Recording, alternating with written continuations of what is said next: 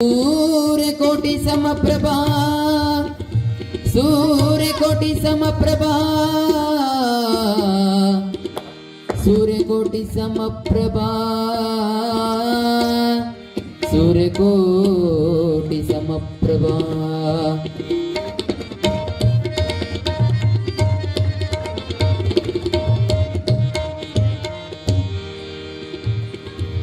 निर्विघ्नं कुरु मे देव सर्वकार्येषु सर्वदा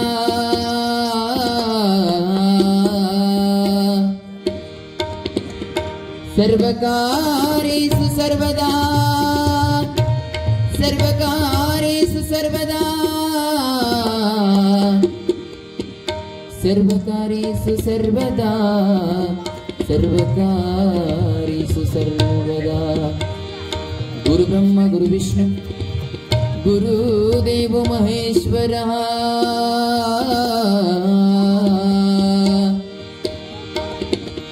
गुरु साक्षात् परब्रह्मा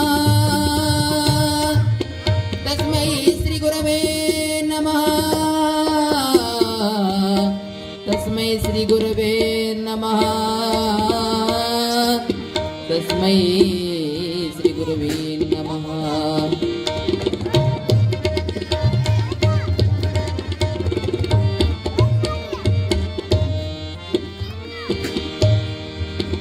संगीत सागरं चैव साहित्यभूषणं ततः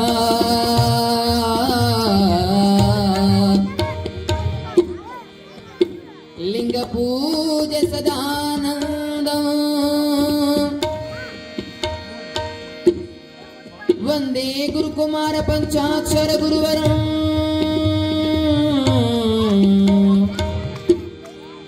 वन्दे पंचाचार गुरुवरं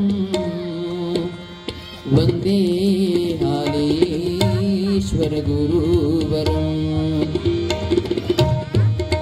शुभ संवजय नमः पार्वती शिव हर हर महादेव जगद्गुरु पंचाचार्य महाराज की हानगल्ला गुरु कुमारेश्वर महाराज की शुभ संवजय नमः पार्वती शिव हर हर महादेव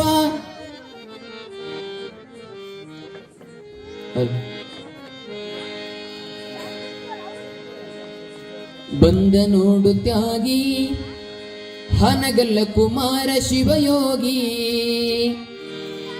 ಶಿವಯೋಗ ಮಂದಿರ ಅಂದದಿ ರಚಿಸಿದ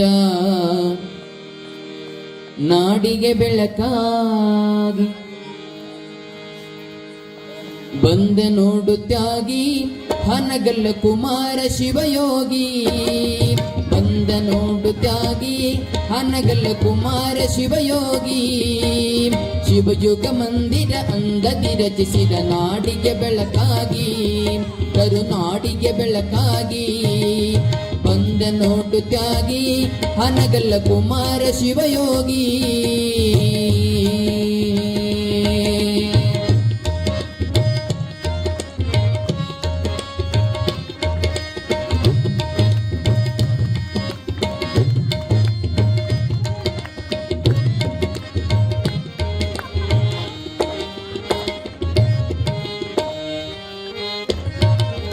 ಮನೆಯ ಬಿಟ್ಟನಲ್ಲ ತಾಯಿಯ ಮರಳಿ ನೋಡಲಿಲ್ಲ ಮಠವ ಕಟ್ಟಲಿಲ್ಲ ಕೈಯಲ್ಲಿ ಹಣವ ಮುಟ್ಟಲಿಲ್ಲ ಮನೆಯ ಬಿಟ್ಟನಲ್ಲ ತಾಯಿಯ ಮರಳಿ ನೋಡಲಿಲ್ಲ ಮಠವ ಕಟ್ಟಲಿಲ್ಲ ಕೈಯಲ್ಲಿ ಹಣವ ಮುಟ್ಟಲಿಲ್ಲ ಸಮಾಜಕ್ಕಾಗಿ ತನು ಮನದನವ ಸೂರ್ಯಗೈದನಲ್ಲ ಸಮಾಜಕ್ಕಾಗಿ ತನು ಮನದನವ ಸೂರ್ಯಗೈದನಲ್ಲ ಬಂದ ನೋಡು ತ್ಯಾಗಿ ಹನಗಲ್ಲ ಕುಮಾರ ಶಿವಯೋಗಿ ಬಂದ ನೋಡು ತ್ಯಾಗಿ ಹನಗಲ್ಲ ಕುಮಾರ ಶಿವಯೋಗಿ ಶಿವಯೋಗ ಮಂದಿರ ಅಂದದಿ ರಚಿಸಿದ ನಾಡಿಗೆ ಬೆಳಕಾಗಿ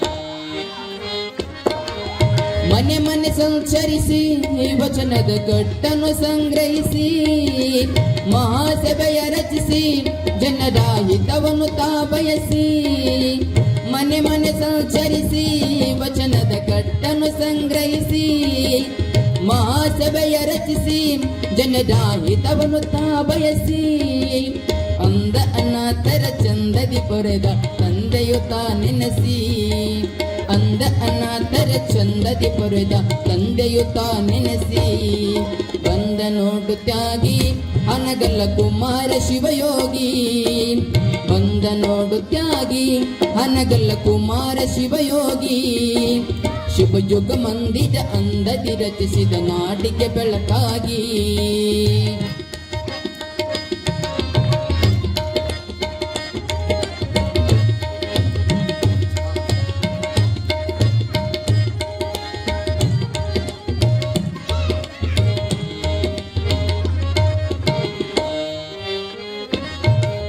ನೋಡುವೆ ಕಣ್ತುಂಬಿ ನಿನ್ನ ನೆನೆಯುವೆ ಮನದುಂಬಿ ಹಾಡುವೆ ಮೈ ತುಂಬಿ ನಿನ್ನ ಕರೆಯಲು ಎದೆ ತುಂಬಿ ನೋಡುವೆ ಕಣ್ತುಂಬಿ ನಿನ್ನ ಕರೆಯಲು ಎದೆ ತುಂಬಿ ಹಾಡುವೆ ಮೈ ತುಂಬಿ ನಿನ್ನ ನೆನೆಯುವೆ ಮನದುಂಬಿ ಮಂಗಳ ಮೂರುತಿ ಪಾವನ ಕೀರುತಿ ಹಬ್ಬಿತು ಜಗತುಂಬಿ ಮಂಗಳ ಮೂರುತಿ ಪಾವನ ಕೀರುತಿ ಹಬ್ಬಿತು ಜಗತುಂಬಿ ಬಂದ ನೋಡು ತ್ಯಾಗಿ ಅನಗಲ್ಲ ಕುಮಾರ ಶಿವಯೋಗಿ ಬಂದ ನೋಡು ತ್ಯಾಗಿ ಅನಗಲ್ಲ ಕುಮಾರ ಶಿವಯೋಗಿ ಶಿವಯುಗ ಮಂದಿರ ಅಂದದಿ ರಚಿಸಿದ ನಾಡಿಗೆ ಬೆಳಕಾಗಿ ಕರುನಾಡಿಗೆ ಬೆಳಕಾಗಿ ಕರುನಾಡಿಗೆ ಬೆಳಕಾಗಿ ಶುಭ ಸೌಂಬಜೈ ನಮಃ ಪಾರ್ವತಿ ಶಿವ ಹರ ಹರ ಮಹಾದೇವ ಜಗದ್ಗುರು ಪಂಚಾಚಾರ್ಯ ಮಹಾರಾಜ. ಓಂ ಶ್ರೀ ಗುರುಭ್ಯೋ ನಮಃ. ಹರಪನಹಳ್ಳಿ ತಾಲೂಕು ನಿಚ್ಚವನಹಳ್ಳಿ ಗ್ರಾಮದಲ್ಲಿ ಶ್ರೀ ಶ್ರೀ ಶ್ರೀ ಸದ್ಗುರು ಶಿವಯೋಗಿ ಹಾಲಸ್ವಾಮಿಗಳವರ ನೇತೃತ್ವದಲ್ಲಿ ನಡೀತಾ ಇರತಕ್ಕಂತಹ ಮುಳ್ಳುಗದ್ದಿಗೆ ಉತ್ಸವ, ರಥೋತ್ಸವ ಹಾಗೂ ದಾನಮ್ಮ ದೇವಿಯ ಪುರಾಣ ಕಾರ್ಯಕ್ರಮ. ಇವತ್ತಿನ ಈ ಒಂದು ಕಾರ್ಯಕ್ರಮಕ್ಕೆ ಸಾನ್ನಿಧ್ಯವನ್ನು ವಹಿಸಿರ್ತಕ್ಕಂಥ ಪೂಜ್ಯ ಶ್ರೀ ಪಟ್ಟದ ಚಿನ್ಮಯ ಸ್ವಾಮಿಗಳು, ಶ್ರೀ ಗೋಣಿ ಬಸವೇಶ್ವರ ಸಂಸ್ಥಾನ ಮಠ ಕೂಲಹಳ್ಳಿ, ಇವರು ಇವತ್ತಿನ ದಿನದ ಕಾರ್ಯಕ್ರಮದ ಸಾನ್ನಿಧ್ಯವನ್ನು ವಹಿಸಿಕೊಂಡಿದ್ದಾರೆ. ಇವರಿಗೆ ಗ್ರಾಮದ ಪರವಾಗಿ, ಮಠದ ಪರವಾಗಿ, ಸದ್ಭಕ್ತರ ಪರವಾಗಿ ಕಾರ್ಯಕ್ರಮಕ್ಕೆ ಸ್ವಾಗತವನ್ನು ಬಯಸ್ತಾ ಇದ್ದೇವೆ. ಸ್ವಾಗತ, ಸುಸ್ವಾಗತ. ಹಾಗೆಯೇ ಇವತ್ತಿನ ಕಾರ್ಯಕ್ರಮದ ಮುಖ್ಯ ಅತಿಥಿಗಳಾಗಿ ಶ್ರೀ ಎನ್ ಕೊಟ್ರೇಶ್, ಅಕ್ಷರಾ ಸೀಡ್ಸ್ ಅರಸೀಕೆರೆ, ಹಾಗೂ ಶ್ರೀ ಎಚ್ ಕೆ ಹಾಲೇಶ್ ವಕೀಲರು ಹರಪನಹಳ್ಳಿ, ಮತ್ತು ಶ್ರೀ ನಂಜನಗೌಡರು CA ಹರಪನಹಳ್ಳಿ, ಇವರುಗಳು ಸಹ ಮುಖ್ಯ ಅತಿಥಿಗಳಾಗಿ ಆಗಮಿಸಿರುತ್ತಾರೆ. ಇವರಿಗೂ ಕೂಡ, ಇವರ ಅನುಪಸ್ಥಿತಿಯಲ್ಲಿ ಇವರಿಗೂ ಕೂಡ ಸ್ವಾಗತವನ್ನು ಬಯಸ್ತಾ ಇದ್ದೇವೆ. ಸ್ವಾಗತ, ಸುಸ್ವಾಗತ. ಹಾಗೆಯೇ ಇಂದಿನ ದಿನದ ದಾಸೋಹ ಸೇವೆಯನ್ನು ಶ್ರೀ ಹರಪನಹಳ್ಳಿಯ ತಿರುಕಪ್ಪನವರು ನಿಚ್ಚವನಹಳ್ಳಿ ಮತ್ತು ಮಕ್ಕಳು ಇವರು ಇವತ್ತಿನ ದಾಸೋಹದ ಸೇವೆಯನ್ನು ಮಾಡ್ತಾ ಇದ್ದಾರೆ. ಅವರಿಗೂ ಕೂಡ ಸ್ವಾಗತ, ಸುಸ್ವಾಗತ. ಹಾಗೆಯೇ ಇವರೆಲ್ಲರಿಗೂ ಕೂಡ ಉಭಯ ಗುರುಗಳ ಆಶೀರ್ವಾದ ಇರಲಿ ಅಂತ ಹೇಳಿ ನಾವು ಬೇಡ್ಕೊಳ್ತಾ ಇವತ್ತಿನ ಈ ಒಂದು ಪುರಾಣ ಕಾರ್ಯಕ್ರಮವನ್ನು ಆರಂಭ ಮಾಡ್ತಾ ಇದ್ದೇವೆ.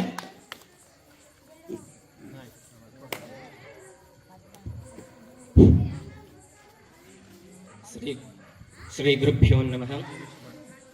ಯದ್ಭಾಸ ಭಾಸತೆ ವಿಶ್ವಂ ಯತ್ಸುಕೇನಾನುಮೋದತೆ ನಮಸ್ತಸ್ಯೈ ಗುಣಾತೀತ ವಿಭವಾಯ ಪರಾತ್ಮನೆ. ಪ್ರಥಮದಲ್ಲಿ ಜಗದಾದಿ ಜಗದ್ಗುರು ರೇಣುಕಾದಿ ಪಂಚ ಆಚಾರ್ಯನಲ್ಲಿ ಪ್ರಥಮದಲ್ಲಿ ಸ್ಮರಿಸುತ್ತಾ ಶ್ರೀಮದ್ ಜಗದ್ಗುರು ಪಂಚಾಚಾರ್ಯ ಮಹಾರಾಜ ಕಿ ಜೈ. ಶ್ರೀ ಸದ್ಗುರು ಶ್ರೀ ಹಾಲಸ್ವಾಮಿ ಮಹಾರಾಜ ಕಿ ಜೈ.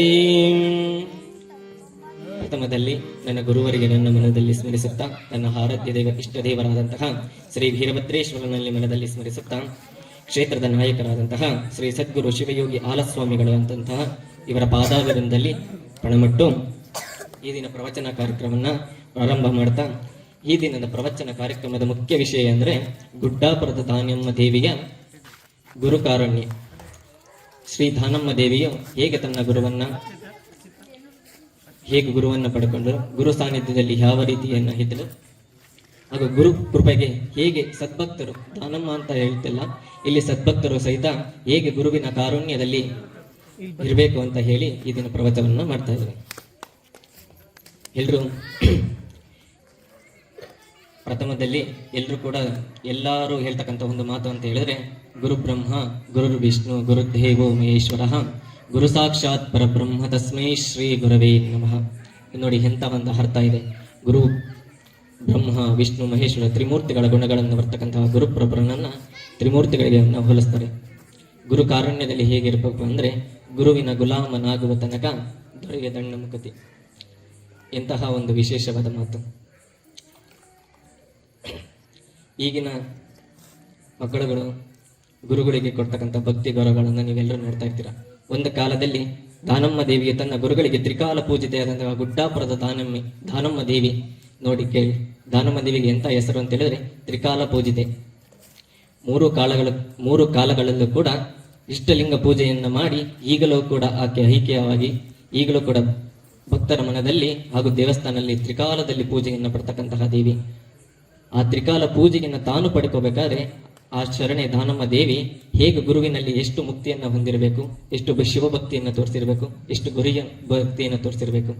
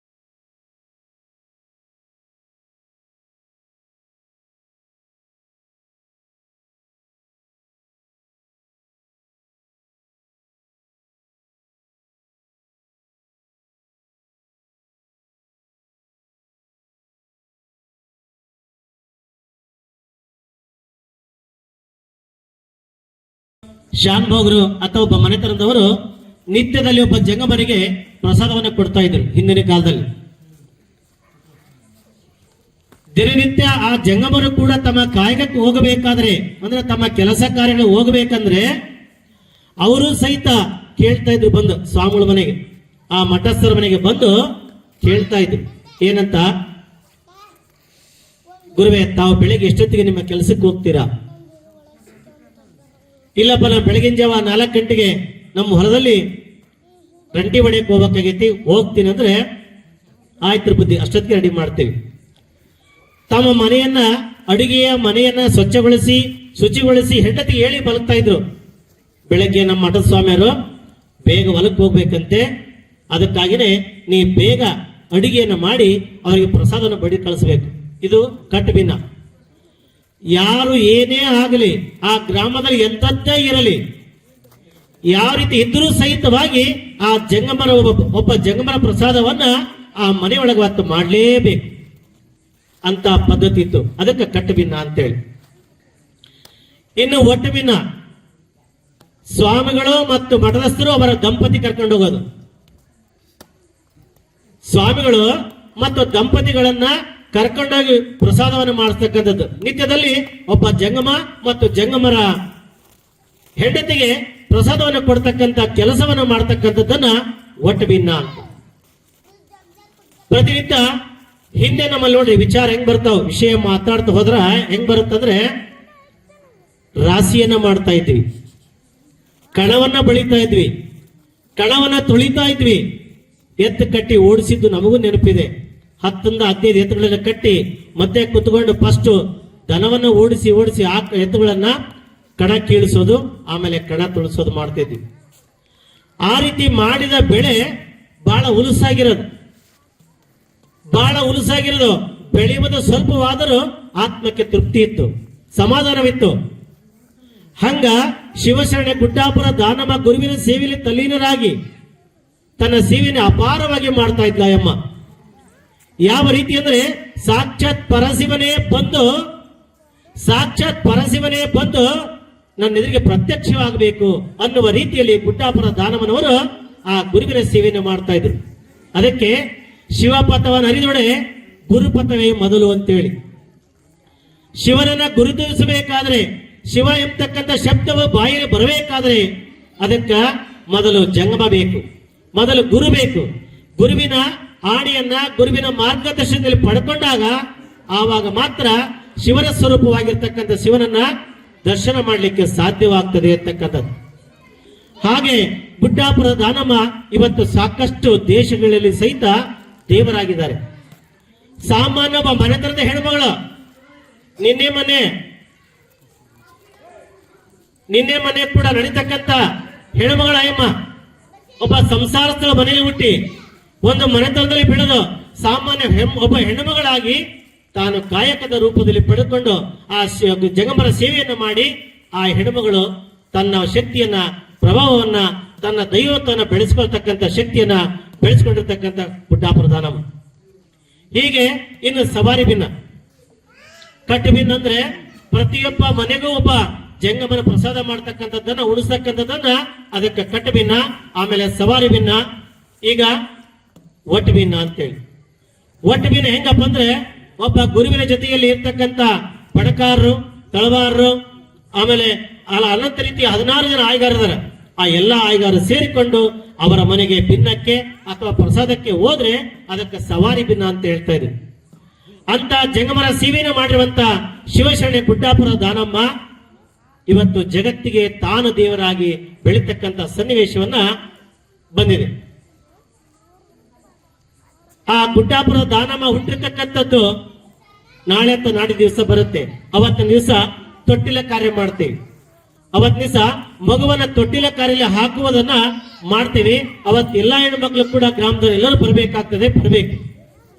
ಬರೋದ್ರಿಂದ ನಿಮ್ಮ ಮನೆತನದಲ್ಲಿರ್ತಕ್ಕಂಥ ಕಷ್ಟಗಳು, ನೋವುಗಳು ನಿವಾರಣೆ ಆಗ್ತದೆ. ನೀವು ಬೇಡಿಕೊಂಡದನ್ನ ಕೊಡುವಂತ ಶಕ್ತಿ ಯಾರಿಗಾದ್ರೂ ಐತಿ ಇವತ್ತು ಕಲಿಯುಗದಲ್ಲಿ ಅಂದ್ರೆ ಗುಡ್ಡಾಪುರ ದಾನಮ್ಮನ ಸೇವೆಯನ್ನು ಯಾರು ಮಾಡ್ತಾರೋ, ಗುಡ್ಡಾಪುರ ದಾನಮ್ಮನ ಸ್ಮರಣೆಯನ್ನು ಯಾರು ಮಾಡ್ತಾರೋ ಅಂತವರಿಗೆ ಆಕೆಯ ಒಂದು ಆಶೀರ್ವಾದ, ಆ ಅಮ್ಮನ ಆಶೀರ್ವಾದ ಆಗ್ತದೆ ಅಂತ ಹೇಳಿ. ಯಾಕೆಂದ್ರೆ ಅದಕ್ಕೆ ಒಂದು ಮಾತನ್ನು ಹೇಳ್ತಾರೆ. ಮಗು ಚಿಕ್ಕದಾಗಿತ್ತು, ಆ ಮಗು ಕೇಳ್ತಾ ಇತ್ತು ಏನಂತ, ಅಮ್ಮ ಅಲ್ಲಿ ಕೂಗುತ್ತಲ್ಲ ಅದು ಏನು, ಅಮ್ಮ ಅಲ್ಲಿ ಕೂಗ್ತದಲ್ಲ ಅದು ಏನು, ಅಪ್ಪ ಅದು ಕೋಗಿಲೆ ಕಣೋ. ಮತ್ತು ಸ್ವಲ್ಪ ಬಿಡ್ತು ಆ ಮಗು, ಹಿಂಗೆ ಗಲಾಟೆ ಮಾಡ್ತಾರಲ್ಲ ಆ ತರ. ಸುಮ್ನಿರ್ಲಿಲ್ಲ ಆ ಮಗು, ಸುಮ್ನಿರ್ಲಿಲ್ಲ. ಮತ್ತೆ ಕೇಳ್ತು, ಅಮ್ಮ ಅದೇನು, ಆಗ್ಲೇ ಹೇಳಿದ್ನಲ್ಲಪ್ಪ ಕೋಗಿಲೆ ಕೂಗ್ತಾ ಇದೆ, ಹೌದಾ ಆಯ್ತು. ಮತ್ತೆ ಒಂದು 5 ನಿಮಿಷ ಸುಮ್ಮನೆ ಕುಂದಿರ್ತು. ಮಗುವಿಗೆ ಏನು ಗೊತ್ತು, ಗಲಾಟೆ ಮಾಡ್ಬೇಕು ಮಾಡಬಾರ್ದು ಅಂತೇಳಿ, ಕೇಳಬೇಕು ಕೇಳಬಾರ್ದು ಅಂತಕ್ಕಂಥದ್ದು ಏನು ಗೊತ್ತು, ಆದ್ರೆ ಅದು ಕೇಳಬೇಕು ನಾವು ಆಸೆಯಿಂದ ಮತ್ತೊಂದ್ಸಲ ಕೇಳಿ. ದುರ್ಗಜ ಏ ದುರ್ಗಜ ಕೇಳು, ಚಂದಕ್ಕ ಕೇಳು. ಯಾಕಂದ್ರ ಎಲ್ಲರೂ ನಿನ್ ನೋಡಬಾರ್ದು, ಇದ ಚಂದ ಅಲ್ಲ. ಬಂದು ಚೆನ್ನಾಗಿ ಕುತ್ಕೋ, ಗೊತ್ತಾಗತ್ತೆ ನಮಗ್ ಗೊತ್ತಾಗತ್ತೆ, ಆರಾಮ್ ನೀರು ಕುತ್ಕೋ, ಚಂದ ಕೇಳು. ಎದಕ್ ಮಾಡಕತ್ತೇವೆ ಅಲ್ಲಿ ನಿಲ್ಸನ ಅಲ್ಲಪ್ಪ, ಬಿಡ ನೀವತ್ತ ಮತ್ತೆ ಮಾತಾಡಬಾರ್ದ, ಕೇಳಿಸ್ಯ, ಕಿವಿ ಕೇಳಿಸ್ಯ.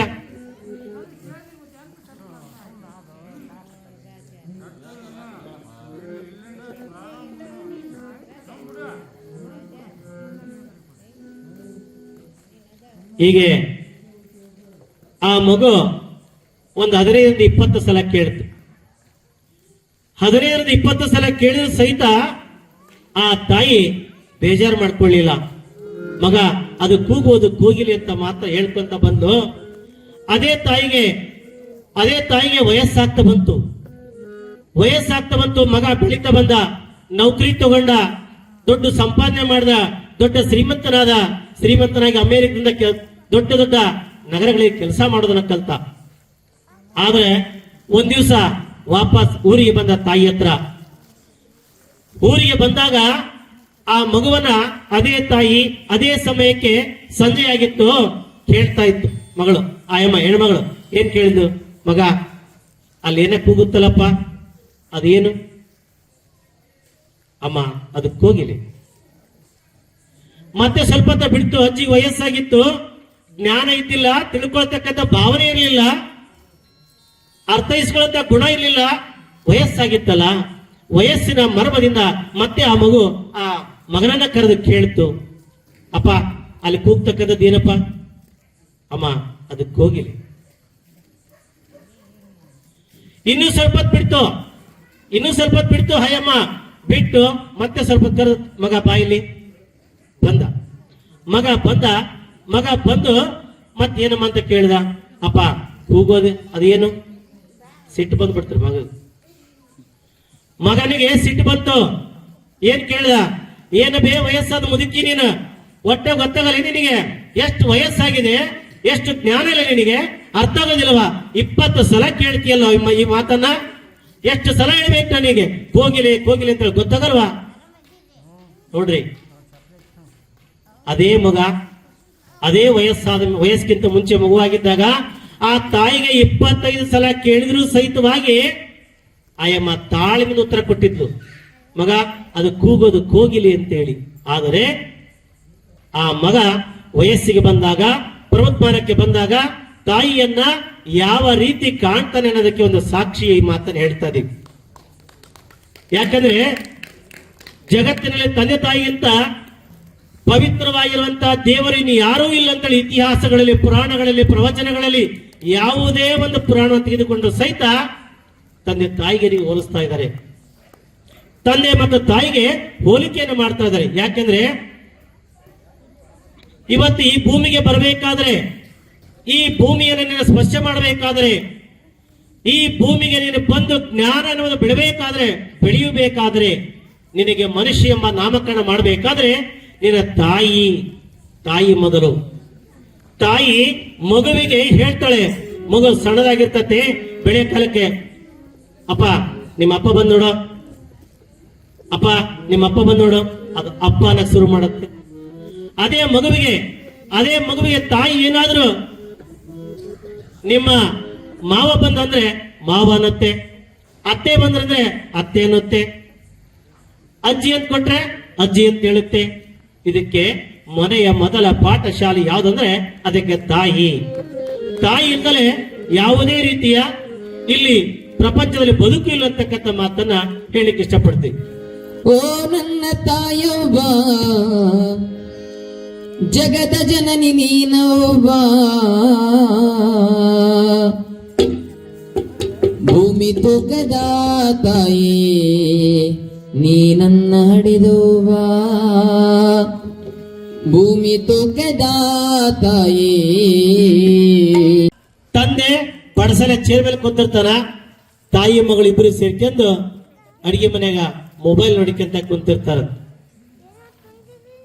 ಸಂಬಂಧಗಳ ಬಗ್ಗೆ ಯಾರ್ಯಾರು ಮಾತಾಡಂಗೇ ಇಲ್ಲ. ಮಗ ತಂದೆಗೆ ಹೇಳ್ತಾನೆ, ಅಪ್ಪ ಯಾಕೆ ಕುತ್ಕೊಂಡಿಯೋ, ಸ್ವಲ್ಪ ಎದ್ದು ಓಡಾಡು. ಮಗನಿಗೆ ಬದುಕು ಕಲಿಸುವ ವಿಚಾರ ಹೆಂಗಿರುತ್ತಂದ್ರೆ, ತಂದೆ ಇವತ್ತು ಮಗನಿಗೆ ಏನಾದ್ರೂ ಕಲಿಸಬೇಕಂದ್ರೆ, ಮಗ ಏನಾದ್ರೂ ಹಾಳಾಗಿದ್ದಾನೆ, ಕೆಟ್ಟವನಾಗಿದ್ದಾನೆ ಅಂದ್ರೆ ಅದಕ್ಕೆ ತಂದೆ ಕಾರಣ. ಮಗಳು ಏನಾದ್ರೂ ತಪ್ಪಿದಾಳೆ, ಮಗಳು ಏನಾದ್ರು ತಪ್ಪು ಮಾಡಿದಾಳೆ, ಮಗಳು ಬಾಳ್ವೆ ಮಾಡ್ತಾ ಇಲ್ಲ, ಹೊಂದ್ಕೊಳ್ತಾ ಇಲ್ಲ ಅಂತಕ್ಕಂಥ ಮಾತನ್ನು ಏನಾದ್ರೂ ಇದ್ರೆ ಅದಕ್ಕೆ ತಾಯಿ ಹೊಣೆ ಅಂತಕ್ಕಂಥ ಮಾತನ್ನು ಹೇಳ್ತಾರೆ. ಹೀಗೆ ಆ ಮೊಬೈಲ್ ಇಂದ ಸಂಬಂಧಗಳು ಮರೆತು ಹೋಗ್ತಾ ಇದಾವೆ. ಆ ಹೋಗುವ ಸಂದರ್ಭದಲ್ಲಿ ಅಂದಿನ ದಿನ ಇದ್ವು, ಅವತ್ತು ಇತ್ತು ಮೊಬೈಲ್. ಏಪಜಿ ಸುಮ್ ಕುತ್ಕೊಳ್ಳೋ, ದೂರ ಕುತ್ಕೊಳ್ರಿ, ಒಬ್ಬರಿಗೊಬ್ರು ದೂರ ಕುತ್ಕೊಳ್ರಿ, ಮಾತಾಡಲ್ಲ, ದೂರ ಕುತ್ಕೊಳ್ರಿ, ಶಿಸ್ತು ಕಲಿಬೇಕು. ಇರ್ವಿ ನೋಡಿರಿ ನೀವೇನ್ರ? ಇರ್ವಿ ನೋಡಿರಾ? ಇರ್ವಿ ಹೆಂಗ್ ಹೋಗುತ್ತೆ? ಒಂದರಿಂದ ಒಂದು ಲೈನ್ ಹೋಗ್ತದೆ. ಹಂಗ ನೀವು ಲೈನ್ ಕೂತ್ಕೊಳ್ಬೇಕಂತ ನಾನು ಹೇಳ್ತಾ ಇದ್ದೀನಿ ಮಕ್ಕಳಿಗೆ. ಸಂಸ್ಕಾರನೇ ಕಲಿಬೇಕು ನೀವು. ನಾವು ಸುಮ್ಮನಿರ್ತೀವಿ ನಮ್ಮೂರ್ ಮಕ್ಳು ಅಂತ ಹೇಳಿ, ಇವರಿಬ್ರು ಸುಮ್ಮರಲ್ಲ. ಇವ್ರು ಮುಂದುವರೆಗೋದು ಅಡ್ಕೆಂತ ಇವರು ನಿಜವಾಗ್ಲೂ ಹೇಳ್ತಾರೆ. ನಿಚ್ಚರಳಿಗೆ ಹೋಗಿದ್ವಿ, ಆಲ್ಸವಿ ಮಾಡಿದ ಅಜ್ಜಾರ ನಮಗೆ ಪುರಾಣ ಕರ್ಸಿದ್ರು. ಯಪ್ಪ ಎತ್ತಾಸ ಹುಡುಗರು ಅವರಾಗ ಪುರಾಣ ಹೇಳಕರ್ಲು ಗಲಾಟೆ ಮಾಡ್ತದ್ದು, ಹಾಡು ಹೇಳಕರ್ಲು ಗಲಾಟೆ ಮಾಡ್ತಾ ಇದ್ವು. ನಾವು ಅವ್ರ ಮುಂದೆ ಸುಮಾರಾಗೋದು ಬೇಡ. ಅದಕ್ಕೆ ಆ ಸಂಗೀತಗಾರ ತಬಲಾಜಿ ಬಿಡಿಯಕರ್ ಹೇಳ್ತಾರ, ನೀವು ಸರಿ ಇಲ್ಲ, ನೀವು ಸರಿ ಇಲ್ಲ ಅಂತ ಬಿಡಿತಾರ ಅವ್ರು. ಇವ್ರು ಬಾರ್ಸಕ್ಕಾರ ನಾನ್ ನಿಮ್ದು ಹೇಳ್ತೀನಿ ಅಂತ ಅವ್ರು ಬಾರಿಸ್ತಾರೆ. ನೋಡ್ಕೊಂಡಿರ್ಬೇಕಾರೆ ಅಬ್ಸರ್ವ್ ಮಾಡಿ,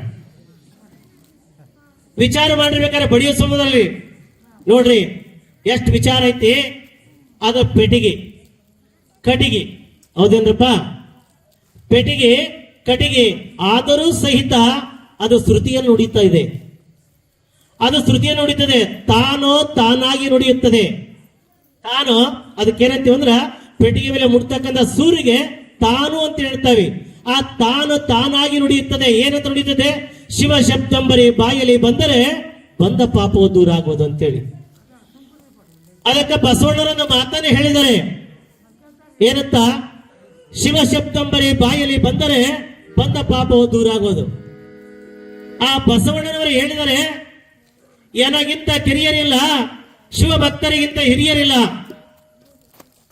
ಏನಾಗಿಂತ ಕಿರಿಯರಿಲ್ಲ, ಶಿವ ಭಕ್ತರಿಗಿಂತ ಹಿರಿಯರಿಲ್ಲ. ಜಗತ್ತಿನಲ್ಲಿ ಯಾರಾದ್ರೂ ಇದ್ರೆ ಶಿವ ಎಂಬತಕ್ಕಂಥ ಮಾತನ್ನ, ಓಂ ನಮ ಶಿವಾಯ ಅಂತಕ್ಕಂಥ ಮಂತ್ರವನ್ನ ಜಪವನ್ನು ಯಾರು ಮಾಡ್ತಾರೋ ನನಗಿಂತ ದೊಡ್ಡ ಅಂತ ಹೇಳ್ಕೊಂಡಾರ ಬಸವಣ್ಣವರು. ಅಂತ ದೊಡ್ಡ ಶರಣರು. ತತ್ವ ಜ್ಞಾನ ವಿಚಾರವನ್ನ ಸಾಗರದಷ್ಟು ಮುಳುಗಿಕೊಂಡು ಕುಡಿದಿರ್ತಕ್ಕಂಥ ಮಹನೀಯರಾಗಿರ್ತಕ್ಕಂಥ ಬಸವಣ್ಣವರು ಅವತ್ತು ಮಾತನ್ನು ಹೇಳಿದ್ದಾರೆ. ಇನ್ನು ನಮ್ಮ ಪುಟ್ಟರಾಜ ಗವಾಯಿಗಳು ಜಗತ್ತಲ್ಲ ಪ್ರಪಂಚದಲ್ಲಿ ನಮಗಿರ್ತಕ್ಕಂಥ ಎಲ್ಲಾ ರಾಷ್ಟ್ರಗಳಿಗೆ ಸಹಿತ ಪ್ರಸಿದ್ಧವಾಗಿರ್ತಕ್ಕಂಥ ವ್ಯಕ್ತಿಗಳು ನಮ್ಮ ಗದಗಿನ ಪುಟ್ಟರಾಜ ಗವಾಯಿಗಳು. ಅವರನ್ನ ಸ್ಮರಣೆ ಮಾಡಲಿಕ್ಕೆ ಇವತ್ತು ನಾವು ಸಾಧ್ಯ ಇಲ್ಲ ಅಂತಕ್ಕಂಥ ಮಾತು. ಯಾಕೆಂದ್ರೆ ಅಂತ ಪಾಮರರ ಬಾಯಿಯಲ್ಲಿ ಕೂಡ ಅವ್ರ ಹೆಸರೆತ್ತಲಿಕ್ಕೆ ಸಾಧ್ಯ ಇಲ್ಲ. ಎಂತ ಮಾತನ್ನು ಹೇಳಿದ್ದಾರೆ. ಜಗತ್ತಿನ ಅಂಧ ಮಕ್ಕಳಿಗೆಲ್ಲ ನಾವು ಕುಂಟ್ರಿಗೆ ಅನ್ನಕ್ಕೆ ಸಾಧ್ಯ ಆಗ್ತಿದ್ದಿಲ್ಲ. ಕಾಲದಲ್ಲಿ ನಾವು ಅನ್ನಕ್ಕೆ ಸಾಧ್ಯದಿಲ್ಲ. ಹಾಡುವವನಿಗೆ ಒಂದು ಕತೆ ಕೊಡ್ತಾರೆ, ಬಾರ್ಸನಿಗೆ ಪೆಟ್ಟಿಗೆ ಕಲಿಸ್ತಾರೆ, ನುಡಿಸೋನಿಗೆ ತಬಲಾ ಕಲಿಸಿದ್ದಾರೆ ಪುಟ್ಟರಾಜ ಗವಾಯಿಗಳ ಆಶ್ರಮದಲ್ಲಿ. ಇವತ್ತು ಲಕ್ಷ ಲಕ್ಷ ಮಕ್ಕಳುಗಳು ಏನಾದ್ರು ಊಟ ಮಾಡ್ತಾರೆ, ಅವ್ರ ಹೊಟ್ಟೆ ತುಂಬುತ್ತೆ, ಅವರ ಜೀವನ ನಡೀತದಂದ್ರೆ ಅದಕ್ಕೆ ನಮ್ಮ ಗದಗಿನ ಪುಟ್ಟರಾಜ ಗವಾಯಿಗಳ ಶ್ರೇಷ್ಠ ಅಂತಕ್ಕಂಥ ಮಾತನ್ನು ನಾವು ಹೇಳಿಕ್ಕೆ ಇಷ್ಟಪಡ್ತೇವೆ. ಅಂದರ ಬಾಲಿನ ಸುಂದರ ಚಂದಿರ ಗದುಗಿನ ಗವಾಯಿ ಗಿರಿಶಿಖರ. ಅಂದರ ಬಾಳಿನ ಸುಂದರ ಚಂದಿರ ಗದುಗಿನ ಗವಾಯಿ ಗಿರಿಶಿಖರ. ಅಂದರ ಬಾಳಿನ ಸುಂದರ ಚಂದಿರ ಗದುಗಿನ ಗವಾಯಿ ಗಿರಿಶಿಖರ. ಬೆಟ್ಟದಾಚತ ಬೆಳೆದು ನಿಂತನು, ಬೆಟ್ಟದಾಚತ ಬೆಳೆದು ನಿಂತನು ಪುಟ್ಟರಾಜ ಕವಿ ಪ್ರಭಾಕರ, ಪುಟ್ಟರಾಜ ಕವಿ ಪ್ರಭಾಕರ. ಅಂದರ ಬಾಳಿನ ಸುಂದರ ಚಂದಿರ ಗದುಗಿನ ಗವಾಯಿ ಗಿರಿಶಿಖರ.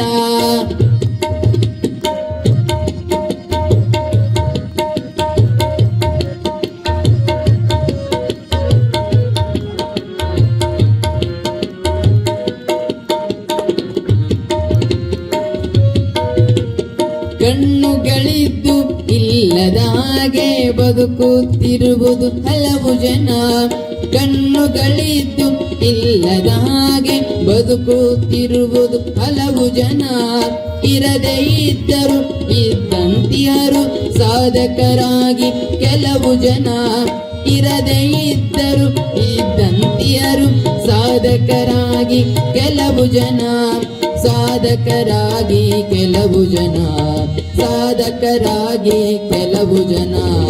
ಅಂದರ ಬಾಳಿನ ಸುಂದರ ಚಂದಿರ ಗದುಗಿನ ಗವಾಯಿ ಗಿರಿಶಿಖರ.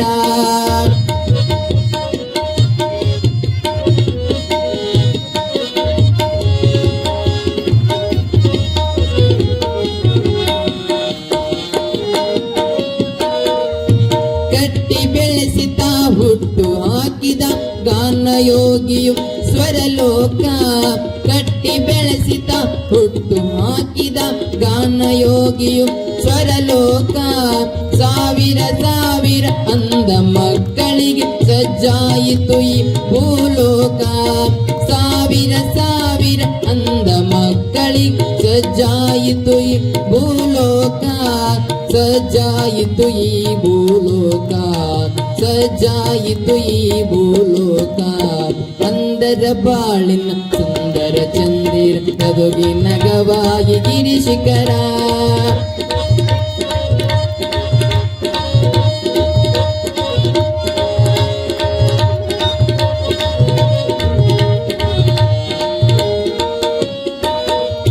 ಬರೆದರು ನಾಟಕ ಪುರಾಣ ಚರಿತ್ರೆ ಎಳಿಯಲಕ್ಕಾಗದ ಪಾಂಡಿತ್ಯ ಬರೆದರು ನಾಟಕ ಪುರಾಣ ಚರಿತ್ರೆ ಅಳಿಯಲಕ್ಕಾಗದ ಪಾಂಡಿತ್ಯ ಸೂಸುತ್ತಿರುವುದು ಎಲ್ಲೆಡೆ ಸೌರಭ ಇವರದೇ ಆದ ಸಾಹಿತ್ಯ ಸೂಸುತ್ತಿರುವುದು ಎಲ್ಲೆಡೆ ಸೌರಭ ಇವರದೇ ಆದ ಸಾಹಿತ್ಯ ಇವರದೇ ಆದ ಸಾಹಿತ್ಯ ಇವರದೇ ಆದ ಸಾಹಿತ್ಯ ಅಂದರ ಬಾಳಿನ ಸುಂದರ ಚಂದಿರ ಗದುಗಿನ ಗವಾಯಿ ಗಿರಿಶಿಖರ ಗದುಗಿನ ಗವಾಯಿ ಗಿರಿಶಿಖರ ಗದುಗಿನ ಗವಾಯಿ ಗಿರಿಶಿಖರ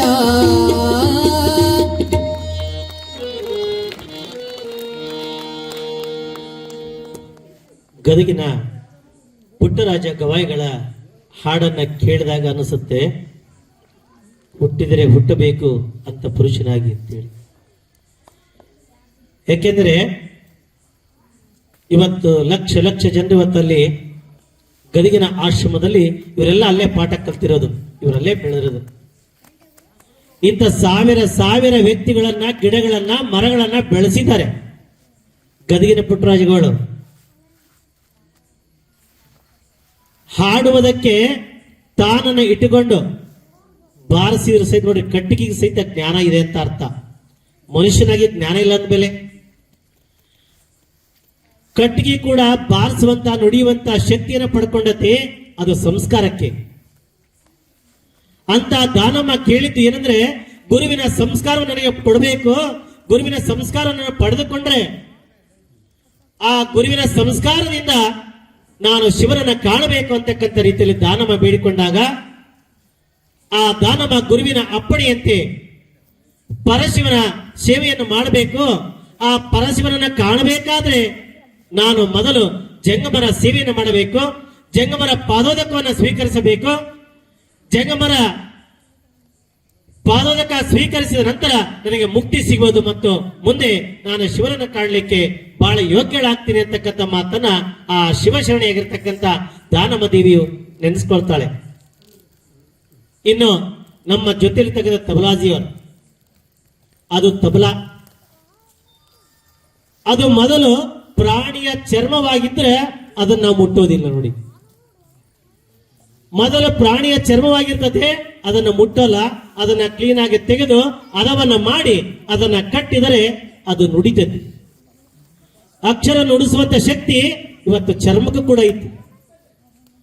ಅದಕ್ಕೆ ಒಂದು ಮಾತನ್ನು ಹೇಳ್ತಾರೆ, 84 ಲಕ್ಷ ಜೀವರಾಶಿಗಳಲ್ಲಿ ಅತ್ಯಂತ ಶ್ರೇಷ್ಠವಾಗಿರುವಂತ ಯಾವುದಾದ್ರೂ ವ್ಯಕ್ತಿ ಅಥವಾ ಜೀವ ಇದ್ರೆ ಅದು ಮನುಷ್ಯ ಅಂತೇಳಿ. ಅದು ಮನುಷ್ಯ. ಯಾಕಂದ್ರೆ ಪ್ರಾಣಿಗಳಿಗೆ ಕೂಡ 2 ಕಾಲು 4 ಕಾಲಾಗ್ಯಾವ, ಅವ್ರಿಗೆ 2 ಕೈ ಇದ್ದಂಗೆ. ಅದು ನೋಡ್ರಿ, ಮುಂದಿನ ಕಾಲು ತಗೊಂಡು ಕೆರ್ಕೊಳ್ತದೆ, ಮುಂದಿನ ಕಾಲಿಂದ ತನ್ನ ಕಡಿತವನ್ನ, ತನ್ನ ಕೆಲಸವನ್ನ ಮಾಡ್ಕೊಳ್ತದೆ. ಆದ್ರೆ ಕಾಲ ಮೇಲೆ ನಿಂತುಕೊಳ್ಳುತ್ತೆ. ಅದಕ್ಕೆ 4 ಕಾಲು ಕೊಟ್ಟಿದ್ದಾರೆ. ನಮಗೂ 2 ಕಿವಿ, ಪ್ರಾಣಿಗೂ 2 ಕಿವಿ. ನಮಗೂ 2 ಕಣ್ಣಿದೆ, ಪ್ರಾಣಿಗೂ 2 ಕಣ್ಣಿದೆ. ಆದರೆ ಮನುಷ್ಯನಿಗೆ ಏನ್ ಕೊಟ್ಟಿದಾರಪ್ಪ ಅಂದ್ರ, ತಮ್ಮ ಇಲ್ಲಿ ಕೇಳಲಿ ಅಪ್ಪಿ, ಹೋದ್ಮೇಲೆ ಮಾತಾಡ ಬೆಳ್ತಂಗ್ ಕುತ್ಕೊಳ್ಳಬೇಕು. ಈಗ ನೀನ್ ಹೇಳಕ್ ನನಗೆ ಮರ್ತೋಗ್ಬಿಡ್ತದೆ, ಅವಾಗ ಏನ್ ಮಾಡ್ಲಿ, ನಾನು ನಿನ್ ನೋಡ್ತಾನಲ್ಲ ನನಗೆ ಮರ್ತೋಗ್ಬಿಡ್ತದೆ. ಹಾಗೆ ಪ್ರಾಣಿಗಳಿಗೆ ಕಾಲನ್ನು ಕೊಟ್ಟಿದ್ದಾರೆ, ಮನುಷ್ಯನಿಗೂ ಕಾಲಿದಾವು. ಆದರೆ ಮಾತನಾಡುವಂತ ಚೈತನ್ಯ, ನುಡಿಯುವಂತ ಶಕ್ತಿ, ಕೇಳುವಂತ ಜ್ಞಾನ ಯಾರಿಗಾದ್ರೂ ಇದ್ರೆ ಅದು ಮನುಷ್ಯನಿಗೆ ಮಾತ್ರ ಅಂತ ಗೊತ್ತಾಗುತ್ತೆ. ಅದು ಮನುಷ್ಯನಿಗೆ ಮಾತ್ರ. ಯಾಕ ಮನುಷ್ಯನಿಗೆ ಕೊಟ್ಟಿದ್ದಾರೆ ಆ ಜ್ಞಾನವನ್ನಂದ್ರೆ ಜಗತ್ತಿನಲ್ಲಿರುವಂತಹ ಎಲ್ಲಾ ಎತ್ತುಗಳಿಗೆ ಪ್ರಾಣಿಗಳಿಗೆ ಮಾತನಾಡೋದು ಕೊಟ್ಟಿದ್ದ ದೇವರು. ಒಂದ್ ದಿವಸ ಅತ್ತಿ ಮನೆ ಸೊಸಿಗೋ ಸೊಸಿ ಮನೆ ಅತ್ತಿಗೋ ನಮ್ಮ ಶಿವಕ್ಕಂತಕ್ಕೆ ಹೇಳ್ತದೆ. ಮತ್ ಸೊಸಿ ಅಂದ ಮೇಲೆ ಏನಾರ ಒಂದು ವಿಷಯ ಬರ್ತಿರ್ತ ಮನೆಯಾಗ ಅಂತಾಳೆ, ಸುಮ್ಮರಲ್ಲ. ಬಿಡ ತಾಯಿ ನಮ್ಮ ಮನೆ ಮಾತ ಕೇಳ ಹಂಗ ಅನ್ಕೋಬೇಡ್ರಿ, ಮತ್ತೆ ಶಿವಕ್ಕನ ಸುದ್ದಿ ಅನ್ಕೋಬೇಡ್ರಿ, ಒಟ್ಟಿರ್ತದೆ ವಿಷಯ ಎಲ್ಲರ ಮನೆಯಾಗ. ನೋಡ್ರಿ, ಅತ್ತಿ ಹೆಣ್ಣು, ತಾಯಿ ಹೆಣ್ಣು, ಸೊಸೆ ಹೆಣ್ಣು, ಮಗಳ ಹೆಣ್ಣು, ಅಕ್ಕ ಹೆಣ್ಣು, ತಂಗಿ ಹೆಣ್ಣು, ಎಲ್ಲರೂ ಕೂಡ ಹೆಣ್ಮಕ್ಳೇ. ಅದೇ ಮಾತನ್ನ ಅತ್ತಿ ಹೇಳ್ತಾಳ, ತಾಯಿ ನಿಂತ್ಕೋಬೇಡ ಬಾಗ್ಲಾಗ ಒಳಕ್ ಹೋಗಂತಾಳ. ಅದೇ ಮಾತನ್ನ ತಾಯಿ ತೆಗೆದು ಬಿಟ್ಟೇನ, ಒಳಕ್ ಹೋಗ ಹೊರ್ತ್ ಬಿಟ್ಟವ ಒಳಕ್ ಹೋಗಂತ. ತಾಯಿ ಅಂದ್ರ ಮಗಳು ಸುಮ್ಮನಕ್ಕಳ. ಅತ್ತೇನಾದ್ರು ಗಂಡಿಲ್ದ ಹೊತ್ನ್ಯಾಗ ತನ್ನ ಸೊಸೆಗೆ ಒಳಕ್ ಹೋಗವಂದ್ರ ಹಗಲೆಲ್ಲ ತಾಯಿ ಅಂತಾಳ, ರಾತ್ರಿ ಎಲ್ಲ ಏನ್ ಹೇಳ್ತಾಳ. ನಮ್ಮ ಅತ್ತಂಗನಲ್ಲ, ನಿಮ್ಮವ್ವ ಹಂಗ, ನಿಮ್ಮವ್ ಹಿಂಗ, ನಿಮ್ಮವ್ ಮಾಡಿದ್ ಸೇರಲ್ಲ, ನಿಮ್ಮವ್ ಅಡಿಗೆ ಮಾಡಿದ್ ಸೇರಲ್ಲ, ನಾನು ಎಷ್ಟಂತ ಉರಿಲಿ, ನಿಮ್ಮವನು ಬ್ಯಾರಿಡು, ನಿಮ್ಮವ್ ನಮ್ಮನೆಗೆ ಇರೋದು ಬೇಡ, ಆ ಮಗಂತ ಕಳಿಸು, ಈ ಮಗಂತ ಹೋಗ್ಲಿ. ಸಹಜ ಐತಿಲ್ಲ ಇದೆಲ್ಲ. ಇದು ಎಲ್ಲ ಊರಾಗೈತಿ, ನಮ್ಮೂರಾಗೈತಿ ಹಂಗಿಲ್ಲ. ನಮ್ಮೂರ ಬಾಳ ಎಲ್ಲ ಚಲೋ ಅದಿ. ಹಿಂಗೆ ಆ ಶಿವಶರಣೆಯಾಗಿರುವಂತಹ ಮಲ್ಲಮ್ಮ ದಾನಮ್ಮ ದೇವಿ ಅತ್ತೆಯ ಮನೆ ಸೊಸೆಯಾಗಿ ಸಹಿತ ಜೀವನ ಮಾಡಿರ್ತಾಳ. ಅಮ್ಮ ಅತ್ತೆಯ ಮನೆ ಸೊಸೆಯಾಗಿ ತನ್ನ ಜೀವನವನ್ನು ಸಾಗಿಸುವ ಸಂದರ್ಭದಲ್ಲಿ ಸಹಿತ ಹೇಳ್ತಾರೆ ಆ ಮನೆಯೊಳಗ, ಆ ಸ್ವಾಮಿ ಅಕ್ಕರ ಉಣ್ಣಕ್ಕಾಗ್ತೀನಿ ದಿನ ದಿನ, ನಮಗ ಉಣ್ಣಾಕಿಲ್ಲ. ಶಿವಶರಣೆಯಾಗಿರುವಂತ ದಾನಮ್ಮ ಕೇಳ್ತಾಳ, ಅಮ್ಮ ನನಗ್ ಕೂಡ ಊಟ ಕೊಡ್ರಿ ಸಾಕು, ನನಗೇನು ಕೊಡ್ತೀಯಲ್ಲವ ಅತ್ತೆ, 2 ರೊಟ್ಟಿ ಕೊಡು, 1 ಅಡಿ ಅನ್ನ ಕೊಡು. ನನ್ನ ಅನ್ನವನ್ನ ಜಂಗಮರಿಗೆ ಕೊಟ್ಟು ತೃಪ್ತಿ ಪಡಿಸ್ತಾರೆ ವಿನಃ, ಆದ್ರೆ ಜಂಗಮರಿಗೆ ನಾನು ಕೊಡುವಂತ ಪ್ರಸಾದವನ್ನ ಯಾವತ್ತೂ ನಾನು ಬಿಡೋದಿಲ್ಲ, ನಾನು ಕೊಡಲೇಬೇಕು, ನಾನು ಕೊಟ್ಟೇ ಕೊಡ್ತೀನಿ ಅಂತಕ್ಕಂಥ ಮಾತನ್ನ ಆ ಶಿವಶರಣೆಯಾಗಿರ್ತಕ್ಕಂಥ ಮಲ್ಲಮ್ಮನವರು ಹೇಳ್ತಾರೆ. ಹಂಗ ಅತ್ತಿನ ಹೆಣ್ಣು, ತಾಯಿನ ಹೆಣ್ಣು, ತಂಗಿ ಹೆಣ್ಣು, ಆದರೆ ನಡೆಯುವ ನುಡಿಯುವ ಮಾತು ವ್ಯತ್ಯಾಸಕ್ಕದ್ದು. ಬಂದಂತ ಸೊಸೆ ನಮ್ಮ ಅತ್ತಿ ಅಲ್ಲ ನಮ್ಮವ್ವ ಅನ್ನುವ ರೀತಿಯಲ್ಲಿ ಬದುಕಿದರೆ ಆ ಮನೆಯೇ ಸ್ವರ್ಗ, ಆ ಮನೆಯೇ ಸ್ವರ್ಗ. ಹೋಗುವಂತ ಹೆಣ್ಮಗಳು ಬಂದಿರುವಂತ ತಾಯಿಯ ಮನೆಗೆ ಏನು ಹೇಳಬಾರ್ದು. ನಾನು ಬಂದಿದ್ದೆ ನಿಮ್ಮ ಮನೆಗೆ, ಅಣ್ಣ ನಿನ್ನೇನ್ ಚಲೋ ನೋಡಿಕಣಲ್ಲ, ಬಂದಟ್ಟಿಗೆ ನನಗೆ ಚಾ ಮಾಡಿಕೊಡ್ಲಿಲ್ಲ, ಈಗ ಬಂದೇನವಂತ ಕೇಳಲಿಲ್ಲ, ನಾನ್ಯಾಕೆ ಬರಕಪ್ಪ ನಿಮ್ಮನಿಗೆ. ಎಂತ ಮಾತು ನೋಡ್ರಿ. ಬಂದಾಗ ಸ್ವಲ್ಪ ಮಾತಾಡ್ರಿ ನೀವು. ಯಾರ ನಿಮ್ಮ ಮನೆ ಬಂದ್ರ ಅದಕ್ಕೆ ಅತಿಥಿ ದೇವ ಭವಂತಿ ನಾವು. ಯಾರು ನಿಮ್ಮ ಮನೆ ಬಂದ್ರು ಅದನ್ನ ಮಾತಾಡ್ರಿ ಏನಂತ. ಈಗ ಬಂದಿರಾ ಬರ್ರಿ ಕೂತ್ಕೊಳ್ತೀರಾ, ಆಸೋದೊಂದು ಗೌರವ ಅಂತ ಹೇಳ್ತೀವಿ. ಅದಕ್ಕೆ ಬರುವಂತ ಮನುಷ್ಯನಿಗೆ ಸ್ವಾಗತ ಮಾಡೋ ಒಂದು ಗೌರವ ಆದ್ರೆ ಕೂತ್ಕೊಳ್ರಿ ಅಂತಕ್ಕಂಥ ಸಂಸ್ಕೃತಿ. ಫಸ್ಟ್ ಕೇಳ್ಬೇಕು, ನೀರು ಕುಡಿತೀರಿ, ನೀರು ತಗೊಳ್ರಿ, ಕುಡಿಯೋದು ಬೇಡ, ಅಲ್ಲಿ ಇಡಬೇಕು ನೀರನ್ನ ಅಲ್ಲಿ ಇಡಬೇಕು. ಯಾಕಂದ್ರೆ ದಾಹ ಅಂತಕ್ಕಂಥದ್ದು ಎಷ್ಟು ಬೇಕಾದ್ರೂ ಇರುತ್ತೆ. ಅದಕ್ಕೊಂದು ಮಾತನ್ನು ಹೇಳ್ತಾರೆ, ಭೂಮಿ ಭಾರವೆಂದರೆ ಸಮುದ್ರ ದಾಹವೆಂದರೆ. ಭೂಮಿ ಒತ್ಕೊಳಕ್ ವಜ್ಜೆ ಆದ್ರ ನಾವೆಲ್ಲಿರ್ತೀವಿ. ಇನ್ನು ತಾನೇ ಸಮುದ್ರ ಕುಡಿಯೋಕ್ ನೀರ್ ಬೇಕು ಅಂದ್ರೆ ಕುಡಿಸೋರು ಯಾರು? ಸಮುದ್ರ ಕುಡಿಯೋಕ್ ನೀರ್ ಬೇಕಂದ್ರೆ ಕುಡಿಸೋರು ಯಾರು? ಭೂಮಿ ಭಾರವೆಂದರೆ ಹಿಡ್ಕೊಳ್ಳೋರು ಯಾರು? ಸೂರ್ಯ ಬಿಸಿ ಎಂದರೆ, ಚಂದ್ರ ತಂಪೆಂದರೆ. ಎಂತ ಮಾತು, ಎಷ್ಟು ವಿಚಾರ ಇದೆ ನೋಡ್ರಿ. ಸೂರ್ಯ ನನಗೆ ಬಿಸಿ ಆಗ್ತದೆ, ನನಗೆ ಸೆಕೆ ಆಗ್ತದೆ, ನನ್ನನ್ನ ಯಾರು ನೋಡ್ಬೇಕು ಅಂತ ಕೇಳಿದ್ರೆ ಸೂರ್ಯ ಬಿಸಿ ಎಂದರೆ, ಸೆಕೆ ಎಂದರೆ ಯಾರು ತಿನ್ಸ್ಬೇಕಂತ ಹೋಗಿ ಅಲ್ಲಿಂದ ಇಲ್ಲಿ ಬರಕ ನಾವು ಸಹಿಸ್ಕೊಳ್ಳೋಕೆ ಕಷ್ಟ ಆಗೈತೆ ಅದ್ರ ಬೆಳಕು. ಇನ್ನು ನಾವು ಹತ್ರ ಹೋಗಿ ಅತ್ತನ ಮಾತಾಡಿಸಿ ನೀನು ಬಿಸಿ ಇದ್ದೀರಪ್ಪ ಅಂತ ಮೈ ಮುಟ್ಟಿ ಕೇಳೋಷ್ಟಾಕತ್ತೇನ್ರಿ? ಸಾಧ್ಯವಿಲ್ಲ.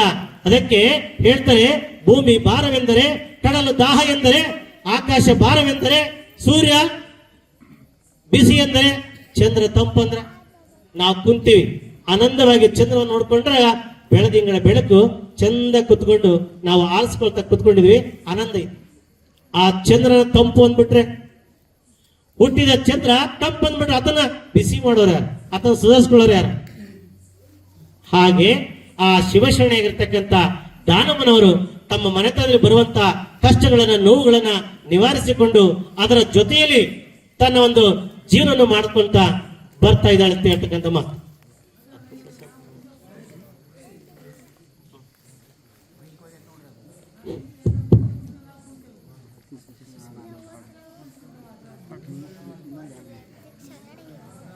ಹೀಗೆ ಆ ಅತ್ತೆ ಮತ್ತು ಸೊಸೆ ಸಂದರ್ಭದಲ್ಲಿ ಏನಾಗ್ಬೇಕು ಅಂದ್ರೆ ಹೊಂದಾಣಿಕೆ ಇರಬೇಕು. ಹೆಂಗೆ ಅಂದ್ರೆ 18 ವರ್ಷಗಳ ಕಾಲ ತನ್ನ ತವರು ಮನೆಯಲ್ಲಿ ಆರಾಮ ಬಂದಿರ್ತಾಳ ಅಮ್ಮ. ಹೆಂಗೆ ತಾನು ಹೇಳಿದ್ಕ ಹೂ ಅಂತಾರ, ಅಪ್ಪ ಹೇಳಿದ್ ತಂದು ಕೊಡ್ತಾರ, ಅವು ಹೇಳಿದ್ದ ಮಾಡಿಕೊಡ್ತಾರ. ಹಾಗಾಗಿ ಆ ತಾಯಿ ಏನ್ ಮಾಡ್ತಾಳೆ ಅಂದ್ರೆ ತನ್ನ ಸ್ವತಂತ್ರದಲ್ಲಿ ಬದುಕಿ ಬಂದಿರ್ತಾಳೆ. ಬಂದಂತ ಸಂದರ್ಭದಲ್ಲಿ ನಮ್ಮ ಮನೆಗೆ ಸೊಸೆ ಬಂದಾಗ ಹೊಂದ್ಕೊಳ್ಳಕ್ ಒಂದಿಷ್ಟು ಕಾಲಾವಕಾಶ ಕೊಡ್ಬೇಕು ನಾವು. ಆ ಮನೆ ಅತ್ತೆ ಹೇಳ್ಬೇಕು ಮಗನಿಗೆ, ತಮ್ಮ ನಿನ್ನ ಹೆಂಡತಿ ಚಲೋ ಅಡಿಗೆ ಮಾಡ್ತಾಳ, ಹೌದು ಇವ, ಉಪ್ಪು ಕಮ್ಮಿ ಇರ್ಲಿ ಹುಳಿ ಕಮ್ಮಿ ಇರ್ಲಿ ಹೇಳ್ಬೇಕು. ಚಲೋ ಆಗತ್ತಾ? ಹೌದು, ಆಯ್ತವ ಚಲೋ. ಹೆಂಡತಿಗೆ ಗಂಡನ ಬೈದಾಗ ಅತ್ತೆ ಮಧ್ಯೆ ಪ್ರವೇಶ ಮಾಡಬಾರದು. ಅತ್ತೆ ಸೊಸೆಯರ ಜಗಳದಲ್ಲಿ ಮಾವ ಭಾಗಿಯಾಗಬಾರ್ದಂತ. ಯಾಕೆಂದ್ರೆ ಅತ್ತೆ ಸೊಸೆ ಜಗಳದಲ್ಲಿ ಮಾವ ಭಾಗಿಯಾದ್ರ ಇಬ್ಬರಿಗೊಬ್ರಿಗೆ ಅನ್ಯಾಯ ಆಗ್ಲೇಬೇಕು. ಸೊಸಿ ಅಂತ ಮಾತಾಡಿದ್ರೆ ನೋಡ, ಸೊಸಿ ಕೂಟ ಮಾತಾಡ್ದ, 25 ವರ್ಷ ಮಗ ಆಗಿ ಹುಟ್ಟಿ ಬೆಳೆದ ನಾನು, ಇಷ್ಟು ವರ್ಷ ನನ್ನ ಮೇಲೆ ನಂಬಿಕೆ ಇಟ್ಟ ನಮ್ಮಪ್ಪ ಇವತ್ತು ಸೊಸಿ ಅಂತ ಆಗಿಬಿಟ್ಟ ಅಂತಾನ. ಅದೇ ಮಾತನ್ನ ಮಗನಿಗೆ ಹೇಳಿದ್ರ ಸೊಸಿ ಅಂತಾಳ, ನಾನು ಹೊಸ ಬಂದಾನೆ, ನಮ್ಮ ಮಾವ ಆಗಿರತ್ತ ಏನಾರ ಮಾಡಿ ಮಗನಿಗೆ ಬೈದು ಬುದ್ಧಿ ಹೇಳ್ಬೋದಾಗಿತ್ತು. ಆದ್ರ ನಾನೊಬ್ಬಕ್ಕೆ ಬಂದ ನಿಮ್ಮ ಮನೆಯೊಳಗ, ಅವ್ರ ಮನೆಯೊಳಗ ಆ ಮಗನಿಗೆ ತಾಯಿ ತಂದೆ ಬಂಧು ಬಳಗ ಅಣ್ತಮ್ಮಳು ಎಲ್ಲರೂ ಇದ್ದಾರೆ. ಆದ್ರ ಸಹಿತ ಮಗನ ಪರವಾಗಿ ನಮ್ಮ ಮಾವ ಮಾತಾಡ್ದ, ನನ್ನ ಮಾತು ಕೇಳಲಿಲ್ಲಲ್ಲ ಅಂತೇಳಿ ಬರುತ್ತಾಳ. ಅದಕ್ಕೆ ಅತ್ತಿ ಸೊಸೆಯ ಜಗಳದಲ್ಲಿ ಮಾವ ಭಾಗಿಯಾಗಬಾರ್ದು, ಗಂಡ ಹೆಂಡತಿ ಜಗಳದಲ್ಲಿ ತಂದೆ ಭಾಗಿಯಾಗಬಾರ್ದು ಅಂತಕ್ಕಂಥ ಮಾತು. ತಾಗಿ ಇಲ್ಲದಾತವರ ನೆನೆಯಬೇಡಮ್ಮ ಮಗಳೇ, ತಾಗಿ ಇಲ್ಲದ ತಂಗಮ್ಮ ನೀನು, ತಿಳಿದು ನೋಡಮ್ಮ ತವರ ಋಣವ ತೀರಿತೆಂದು ಬದುಕು ಮಾಡಮ್ಮ.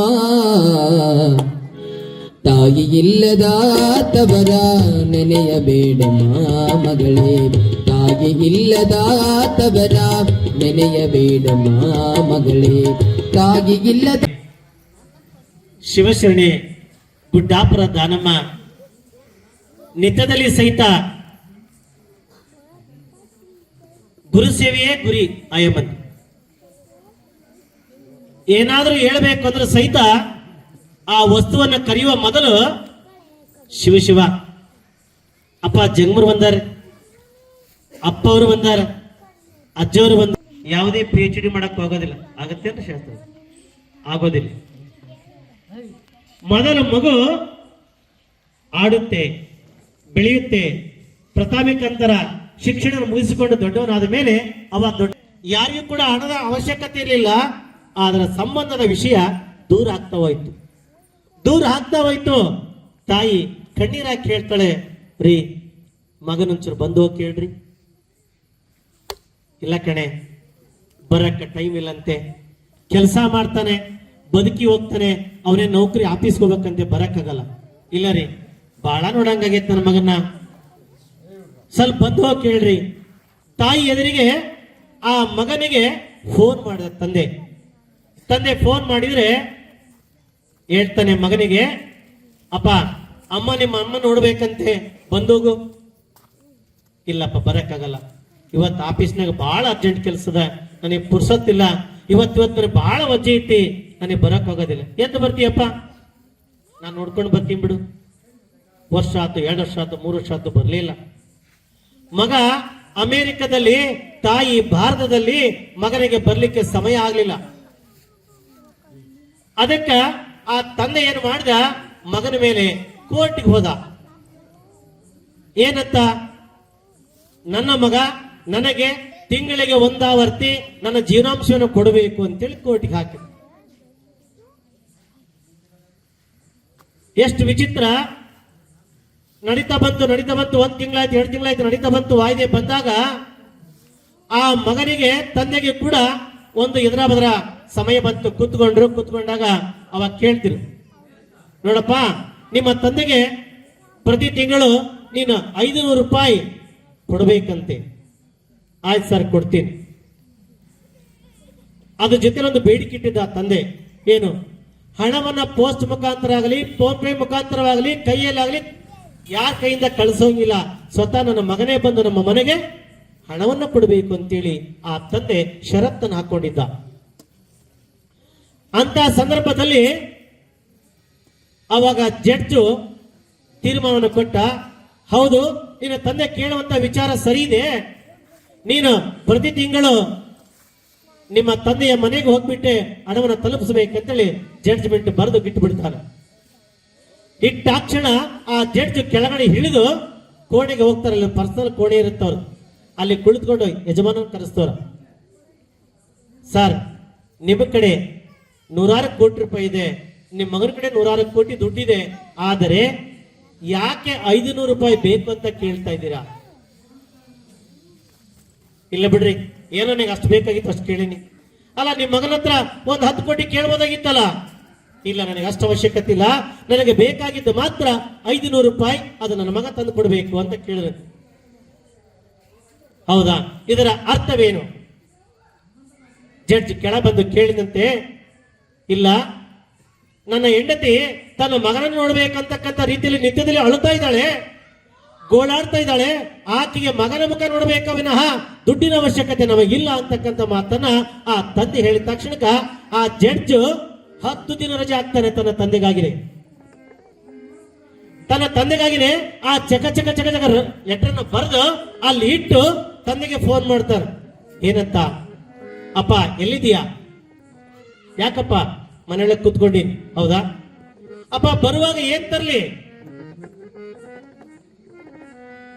ಎಂತ ಮಾತು ಹೇಳಿದ ತಂದೆ, ಬರುವಾಗ ಏನ್ ತರ್ಲಿ, ನಿನ್ಗೆ ಏನ್ ಬೇಕು ಮಗ ಅಂತ ಕೇಳಿದ್ರೆ ಅವಾಗ ತಂದೆ ಹೇಳ್ತಾನೆ, ಅಪ್ಪ ಏನೂ ಬೇಡ, ಎಲ್ಲಾ ದೇವ್ರು ಕೊಟ್ಟಿದ್ದಾನೆ, ನೀನ್ ಬಾರಪ್ಪ ಸಾಕು. ಎಷ್ಟು ಅರ್ಥಗರ್ಭಿತವಾಗಿ ವಿಚಾರ ಮಾಡ್ರಿ. ಸಂಬಂಧ ಅಂತಕ್ಕಂಥ ವಿಚಾರಗಳು ಬರಬೇಕಾದ್ರೆ ಪ್ರೀತಿ ಮಮತೆ ಬೇಕು. ದುಡ್ಡು ಕೊಟ್ಟರೆ ಗುಳಿಗೆ ಸಿಗಬಹುದು, ಆರೋಗ್ಯ ಸಿಗೋದಿಲ್ಲ.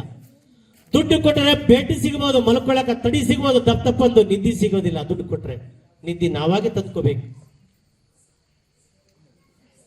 ಒಳ್ಳೆ ಕಾರ್ ತಗೋಬಹುದು, ಒಳ್ಳೆ ದಾರಿ ಸಿಗಬಹುದು, ಆದರೆ ಆರೋಗ್ಯ ಸಿಗೋದಿಲ್ಲ. ಅದನ್ನ ಕಾಪಾಡಿಕೊಳ್ಬೇಕು ಅಂತಕ್ಕಂಥ ಮಾತು. ಆಗ ಆ ಜಡ್ಜ್ ಅವರಿಗೆ ನಮಸ್ಕಾರ ಮಾಡಿದಂತೆ, ನೀವು ನನ್ನನ್ನು ಜ್ಞಾನವಂತನಾಗಿ ಮಾಡಿದ್ರಿ. ಯಾಕಂದ್ರೆ ನಾನೊಬ್ಬ ಜಡ್ಜ್ ಆಗಿ ಕೂತ್ಕೊಂಡು ಇಲ್ಲಿ ನಾನು ಬಿಜಿ ಇದ್ದೀನಿ, ನನಗೆ ಪುರ್ಸತ್ತಿಲ್ಲ, ನನಗೆ ಕೋರ್ಟ್ ಕೆಲಸ ಇದೆ ಅಂತ ಹೇಳಿ ಕೂತ್ಕೊಂಡಿದ್ದೆ. ಆದರೆ ನಿಮ್ಮಿಂದ ನಾನು ತಂದೆಯನ್ನು ನೋಡುವಂತ ಭಾಗ್ಯವನ್ನು ಕಲ್ಪಿಸಿಕೊಂಡೆ ಅಂತೇಳಿ ಆವತ್ತಿನಿಂದ ತಿಂಗಳಿಗೆ 5 ದಿನ ಆ ಜಡ್ಜ್ ರಜೆ ಹಾಕೊಂಡು ತಂದೆಯ ಜೊತೆಗೆ ಕಾಲ ಕಳೀತಾ ಇದ್ದರು.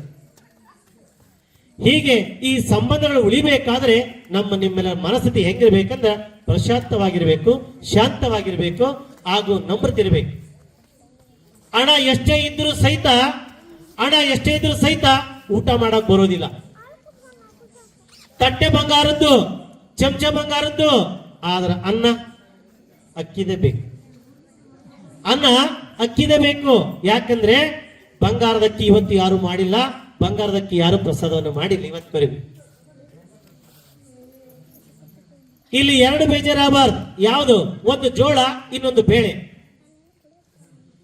ಜೋಳ ಮತ್ತು ಬೇಳೆ ಇವೆರಡು ಊಟ ಮಾಡಕ್ ಆಗೋದಿಲ್ಲ ಅಂದ್ರೆ ಅವನಿನ ಮೇಲೆ ಬಹಳ ದಿವಸ ಬದುಕೋದಿಲ್ಲ ಅಂತ ಅರ್ಥ. ಜೋಳವನ್ನ ಅಂಬ್ಲಿ ಮಾಡ್ರಿ, ಗಂಜಿ ಮಾಡ್ರಿ, ಮುದ್ದಿ ಮಾಡ್ರಿ, ರೊಟ್ಟಿ ಮಾಡ್ರಿ, ಬೆಲ್ಲದ ರೊಟ್ಟಿ ಊಟ ಮಾಡ್ರಿ, ಬೆಲ್ಲದ ಬೇಳೆ ಊಟ ಮಾಡ್ರಿ. ಖಾರ ಬೇಳೆ ಊಟ ಮಾಡ್ರಿ, ಸೊಪ್ಪು ಬೇಳೆ ಊಟ ಮಾಡ್ರಿ, ಆದ್ರೆ ಬೇಳೆ ಉದಕ ಊಟ ಮಾಡ್ರಿ. ಯಾವತ್ತು ಬೇಜಾರಾಗಿರ್ತಕ್ಕಂಥ ವಸ್ತು ಯಾವ್ದಾದ್ರು ಇದ್ರೆ ಅದಕ್ಕೆ ಬೇಳೆ ಮತ್ತು ಜೋಳ ಅಂತ ಹೇಳ್ತೀವಿ. ಆ ಬೇಳೆ ಜೋಳ ಎರಡೂ ಕೂಡ ಹೋಗೋದಿಲ್ಲ ಆ ಮನುಷ್ಯನಿಗೆ ಅಂದ್ರೆ ಇನ್ನು ಬದುಕುವುದಿಲ್ಲ, ಆ ಮನುಷ್ಯನ ಆರೋಗ್ಯ ಇನ್ನು ಮೇಲೆ ಸುಧಾರಿಸುವುದಿಲ್ಲ ಅಂತಕ್ಕಂಥದ್ದು ರೀತಿಯಲ್ಲಿ ನಾವು ತಿಳ್ಕೋಬೇಕಾಗ್ತದೆ. ಅದಕ್ಕೆ ಯಾವುದೋ ಒಂದು ಕೋಟ ಮುಗಿದಿರ್ತದೆ ನಮಗೆ. ಆ ಕೋಟ ಮುಗಿದಾಗ ಅದು ನಮಗೆ ಇರೋದಿಲ್ಲ, ಅದನ್ನು ಉಣ್ಣೋ ಭಾಗ್ಯ ನಮಗೆ ಇರೋದಿಲ್ಲ ಅಂದ್ರೆ ಅದು ನಾವು ಹಿಂದಿನ ಜನತೆಗೇನೋ ಅದ್ರ ಬಗ್ಗೆ ನಾವು ಅಲಕ್ಷ್ಯ ಮಾಡಿದೀವಿ. ಆ ಆಹಾರವನ್ನು ನಾವು ತ್ಯಾಜ್ಯ ಮಾಡಬೇಕಾಗತ್ತೆ, ಬಿಡಬೇಕಾಗತ್ತೆ. ಆವಾಗ ಆ ಹಿಂದಿನ ಜನ್ಮದ ಪಾಪದ ಪುಣ್ಯದ ಫಲವೇ ಇವತ್ತು ನಾವು ಊಟ ಮಾಡಬೇಕಾದ ಆಹಾರ ಪದಾರ್ಥದ ಮುಖಾಂತರವಾಗಿ ನಾವು ತೆಗೆದುಕೊಳ್ತೇವೆ. ಹಾಗೆ ಶರಣಮ್ಮನಾಗಿರ್ತಕ್ಕಂಥ ನಮ್ಮ ಗುಡ್ಡಾಪುರ ದಾನಮ್ಮ ದೇವಿ ದಿನನಿತ್ಯದಲ್ಲಿ ಸಹಿತ ತನ್ನ ಗುರು ಸೇವೆಯನ್ನು ಮಾಡುತ್ತಾ ಮಾಡುತ್ತಾ ಗುರುಮುಕ್ತಿಯನ್ನು ಪಡ್ಕೊಂಡು ಗುರುವಿನ ಸೇವೆ ನಿರತಳಾಗಿ ನಿತ್ಯದಲ್ಲಿ ಕೂಡ ಕರುಣ ಪ್ರಸಾದವನ್ನ ಸ್ವೀಕರಿಸುವಂತ ಭಾಗ್ಯವನ್ನು ಪಡ್ಕೊಂಡಿದ್ದ ಅಮ್ಮ. ಅದು ಹೇಳಿದಲ್ಲ, ಪ್ರತಿಯೊಬ್ಬ ಮನೆಯಿಂದ ಒಬ್ಬ ಜಂಗಮರ ಸೇವೆಯನ್ನು ನಿತ್ಯದಲ್ಲಿ ಮಾಡುವಂತ ಶಕ್ತಿಯನ್ನ ಪಡೆದುಕೊಂಡಿರ್ತಕ್ಕಂಥ ತಾಯಿ ಮಹಾತಾಯಿ ಯಾರಂದ್ರ ಗುಡ್ಡಾಪುರ ದಾನಮ್ಮ. ಆ ಗುಡ್ಡಾಪುರ ದಾನಮ್ಮ ಗುರು ಸೇವೆಯಿಂದಲೇ ತಾನು ಇವತ್ತು ದೇವರಾಗಿದ್ದಾಳೆ ಅಮ್ಮ. ನೋಡ್ರಿ, ಗುರುವಿನ ಸೇವೆಯಿಂದ ಏನೆಲ್ಲ ಆಗಬಹುದು. ಅದಕ್ಕೊಂದು ಮಾತನ್ನು ಹೇಳ್ತಾರೆ, ಪರುಷಮಣಿ ಸ್ಪರ್ಶದಳು ಕಬ್ಬಿಣವನ್ನಾದಂತೆ. ಪರುಷಮಣಿ ಸ್ಪರ್ಶ ಮಾಡಿದ್ರೆ ಕಬ್ಬಿಣ ಬಂಗಾರ ಆಗುತ್ತೆ, ಆದರೆ ಪರುಷಮಣಿ ಆಗುವುದಿಲ್ಲ. ಪರುಷಮಣಿ ಸ್ಪರ್ಶದಳು ಕಬ್ಬಿಣ ಒಂದಾಗಬಹುದು, ಬಂಗಾರ ಆಗುತ್ತೆ. ಆದರೆ ಗುರುವಿನ ಹಸ್ತಮಸ್ತಕ ಸಂಯೋಗವಾದರೆ, ಗುರುವಿನ ಹಸ್ತವನ್ನ ಶಿಷ್ಯನ ಮಸ್ತಕದ ಮೇಲೆ ಇಟ್ಟರೆ ಯಾರು ಬೇಕಾದರೂ ಜ್ಞಾನಿ ಆಗ್ತಾನೆ, ಯಾರು ಬೇಕಾದರೂ ಶರಣನಾಗ್ತಾನೆ, ಯಾರು ಬೇಕಾದರೂ ಸಹಿತ ಜ್ಞಾನವಂತನಾಗ್ತಾನೆ, ಗುರು ಆಗ್ತಾನೆ ಅನ್ನೋದಕ್ಕೆ ಗುಡ್ಡಾಪುರ ದಾನಮ್ಮನೇ ಸಾಕ್ಷಿ. ಯಾಕಂದ್ರೆ ಗುಡ್ಡಾಪುರ ದಾನಮ್ಮ ಶರಣ ಭಕ್ತಳಾಯಮ್ಮ, ಜಂಗಮರಲ್ಲ, ಜಗದ್ಗುರಲ್ಲ, ಸ್ವಾಮಿಗಳಾಗಿಲ್ಲ, ಸಾಮಾನ್ಯ ಮನೆತನದಲ್ಲಿ ಹುಟ್ಟಿ ಒಬ್ಬ ಹೆಣ್ಮಗಳು.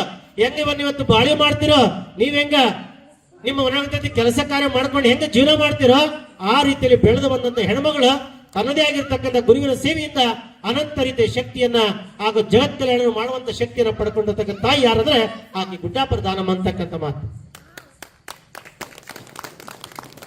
ಇವತ್ತಿನ ನಮ್ಮ ಗ್ರಾಮದಲ್ಲಿ ಗುಡ್ಡಾಪುರ ದಾನವನ್ನ ಪ್ರವಚನವನ್ನ ಪುರಾಣವನ್ನ ಇಟ್ಕೊಂಡಿದೀವಿ ಅಂದ್ರೆ ಅದು ನಮ್ಮೆಲ್ಲರ ಪುಣ್ಯ ಅಂತಕ್ಕಂಥ ಮಾತನ್ನ ನಾವು ಹೇಳಿಕ್ಕೆ ಇಷ್ಟಪಡ್ತದೆ. ಯಾಕಂದ್ರೆ ದಾವಣಗೆರೆ ಒಳಗ ಒಂದು ನಗರದಲ್ಲಿ ಸುಮಾರು ಕಡೆಗೆ ದಾನಮ್ಮ ದೇವಿಯ ದೇವಸ್ಥಾನ ಕಟ್ಟಿದ್ದಾರೆ. ಆ ಕಟ್ಟಿದ ಭಾಗದ ಜನರು ಇವತ್ತು ಸೌಖ್ಯವಾಗಿದ್ದಾರೆ, ಸುಂದರವಾಗಿದ್ದಾರೆ. ಅಂತ ಶಿವಶರಣೆಯ ಪುರಾಣವಂತ ನಮ್ಮ ಗ್ರಾಮದಲ್ಲಿ ಐತಂದ್ರ ಈ ಗ್ರಾಮದ ಮಕ್ಕಳಿಗೆ ಇವತ್ತು ನಾವೇನಾದ್ರೂ ಸಾಧನೆ ಮಾಡ್ತೀವಿ ಅಂದ್ರ ಮಕ್ಕಳ ಸಲುವಾಗಿ ಅಂತೇಳಿ. ಇವತ್ತು ನಾವ್ ಏನಾದ್ರು ದುಡಿತಾ ಇದೀವಿ ಅಂದ್ರೆ ಅದು ಮಕ್ಕಳ ಸಲುವಾಗಿ. ಇವತ್ತು ಏನಾದ್ರು ಮನೆ ಕಟ್ತಾ ಇದೀವಿ, ಹೊಲ ತಗೊಳ್ತಾ ಇದೀವಿ, ಇವತ್ತು ಬೋರ್ ಹಾಕ್ತಾ ಇದೀವಿ ಅಂದ್ರ ನೀವೆಲ್ಲರೂ ಏನಂತೀವ, ಏನ ಬಿಡಪ್ಪ ನನ್ನ ಶಕ್ತಿ ನಡೀತೈತಿ, ಮುಂದೆ ಮಗನಿರ್ಲಿ ಅಂತ ಮಾಡಕತ್ತಿ, ಮುಂದೆ ಮಗನಿಗಿರ್ಲಿ ಅಂತ ಮಾಡ್ತಾರೆ. ಆದರೆ ಮಗನಿಗೆ ನಿಮ್ಮ ಕಷ್ಟವನ್ನ ತಿಳಿಸಬೇಕು ಅಂತಕ್ಕಂಥ ಮಾತನ್ನ ನಾವು ಹೇಳ್ತೀವಿ. ಯಾವುದೇ ಮಗುವಿರ್ಲಿ, ಮಗುವಿಗೆ ಮೊದಲ ಸಂಸ್ಕಾರನ ಕೊಡ್ಬೇಕು. ಇವತ್ತು ನಾವು ಹೇಳ್ತೀವಿ ಮಗನಿಗೆ, ತಮ್ಮ ಅದಕ್ಕೊಂದು ಮಾತನ್ನು ಕತ್ತಿನ ಹೇಳಕ್ ಇಷ್ಟಪಡ್ತೀನಿ. ಏನಂದ್ರೆ ಯಾರೊಬ್ಬ ಮಗು ಒಂದ್ ದಿವಸ ಹಿಂಗ್ ಹೋಗೋ ಕಾಲದಲ್ಲಿ ಮತ್ತೆ ಹುಡುಗ ತಿಳುವಳಿಕೆ ಇದ್ದಿಲ್ಲ, ಸಣ್ಣ ಓಣಿ ಸಂದಿತ್ತು. ನಮ್ಮ ಇರ್ಪನೀರು ಬಡಿಗೆರ ಮನೆ ಸಂದೈತಲ್ಲ, ಹಂಗ ಸಂದಿತ್ತು.